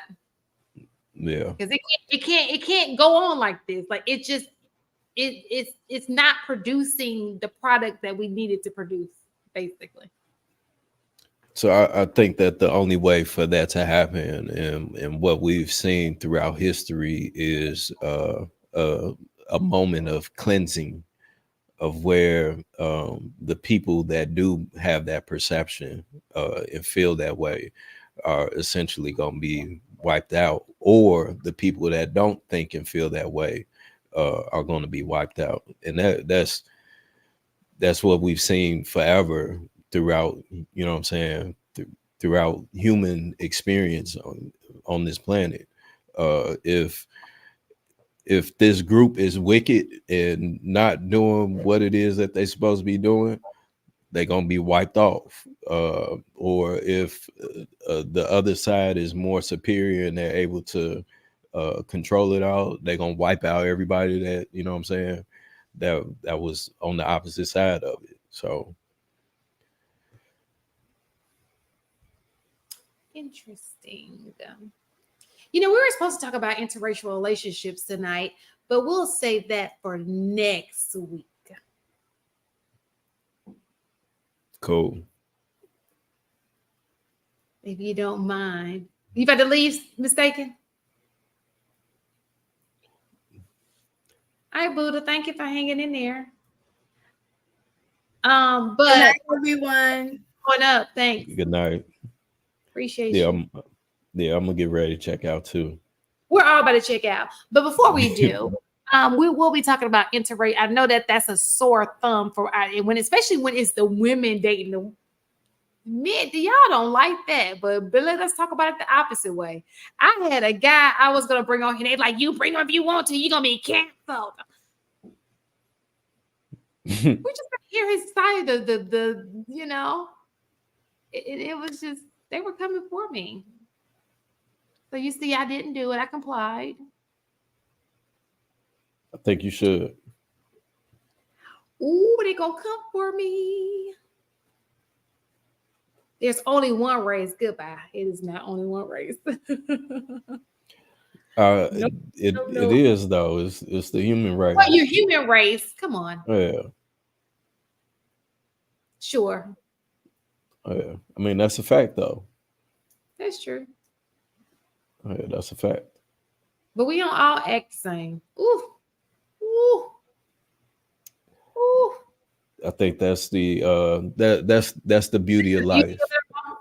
I think that we tend to forget that we live in a universe of where we understand everything is of polarity. So the only way that you can have one, you have to have the other. Is just what would happen regardless of however it is that we may feel. And I think that the easiest way to cope with that and to excel is to accept it. You know what I'm saying? But other than that, it's not much that we can do to change that. To change the human race part? To change what? I'm sorry. What was the change? Shit, any part of it. Child, it ain't nothing. Yeah. Yeah. But it's so beautiful having different types of people. That's the beauty of life. I just wish we could all get along. I mean, You it's no. No, oh, she got because you're just playing with your necklace. Okay, go ahead. Yeah. I'm sorry. Yeah, so we're gonna be talking about that next week. Let me see if any of the chat, some questions in the chat. Nothing.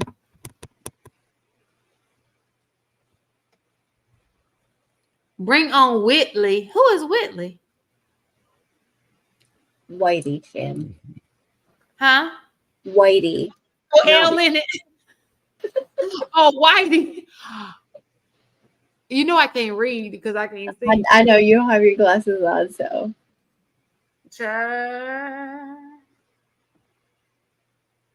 I could make my screen bigger though. But if I make my screen bigger, I can't see my face. Let me see. You read all the super chats? I mean, I thought you do that. I do. Super I got chats. Elim with. We already read this. I Hold on. said that, I'll go right? through. Yeah. Let The me see. beginning looks. We are down at. Oh, we did this one. Do we do this one? Yeah, hold on. I got it. Okay. AP You gotta take the accountability star off partner. of it. You say what? When you finish, whenever we do it, you gotta take that star off of it. But go ahead. I'm sorry. Oh, okay. The AP accountability partner with $2. Shout out to AP, the brethren. What's going on, brethren? Mistaken is right on. Mm-hmm. The AP accountability partner with the 20. 2000. I love y'all. Well, except for the new guy. New guy. The AP accountability partner with the 5. Mistaken on fire tonight. Someone get her a white Under Armour hat. AP accountability partner with the 5 again. New guy. You can agree with anyone but Shan. Even if you agree with her, she disagrees with you. Don't let her beauty mesmerize you. That's good advice. Harrison Davis with the 5. Salute y'all. Had a fantastic night. Good night, HD. We calling it one. Well, I'm calling it one too. Is that all of them? That's the last of them. I was reading them throughout the show. Oh, thank you. So everybody, thank you for the super chat. That was very, very nice. Anything to sum it up, y'all, before we leave? It's been 3 hours. I think we had a good night. Mm-hmm. This was a different night for me because this is family stuff. But women are no longer raised to be wives. You said what? I was reading the title. Women are no longer raised to be wives.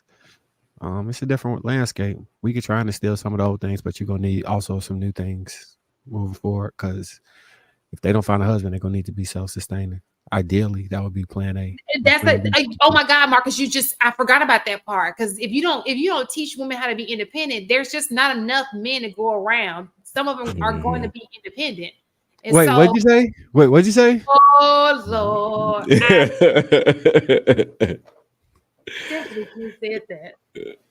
Okay, so until polygamy is legalized, we're gonna have we have a shortage of men, right? I think it is legalized in some states. What? Yeah, I think it's legalized under some states. Oh, you're right. It's what state is legalized? Isn't it the state with the guy who got the wives? Where is it legalized? Utah. I think it's legal with under the Mormon religion as well.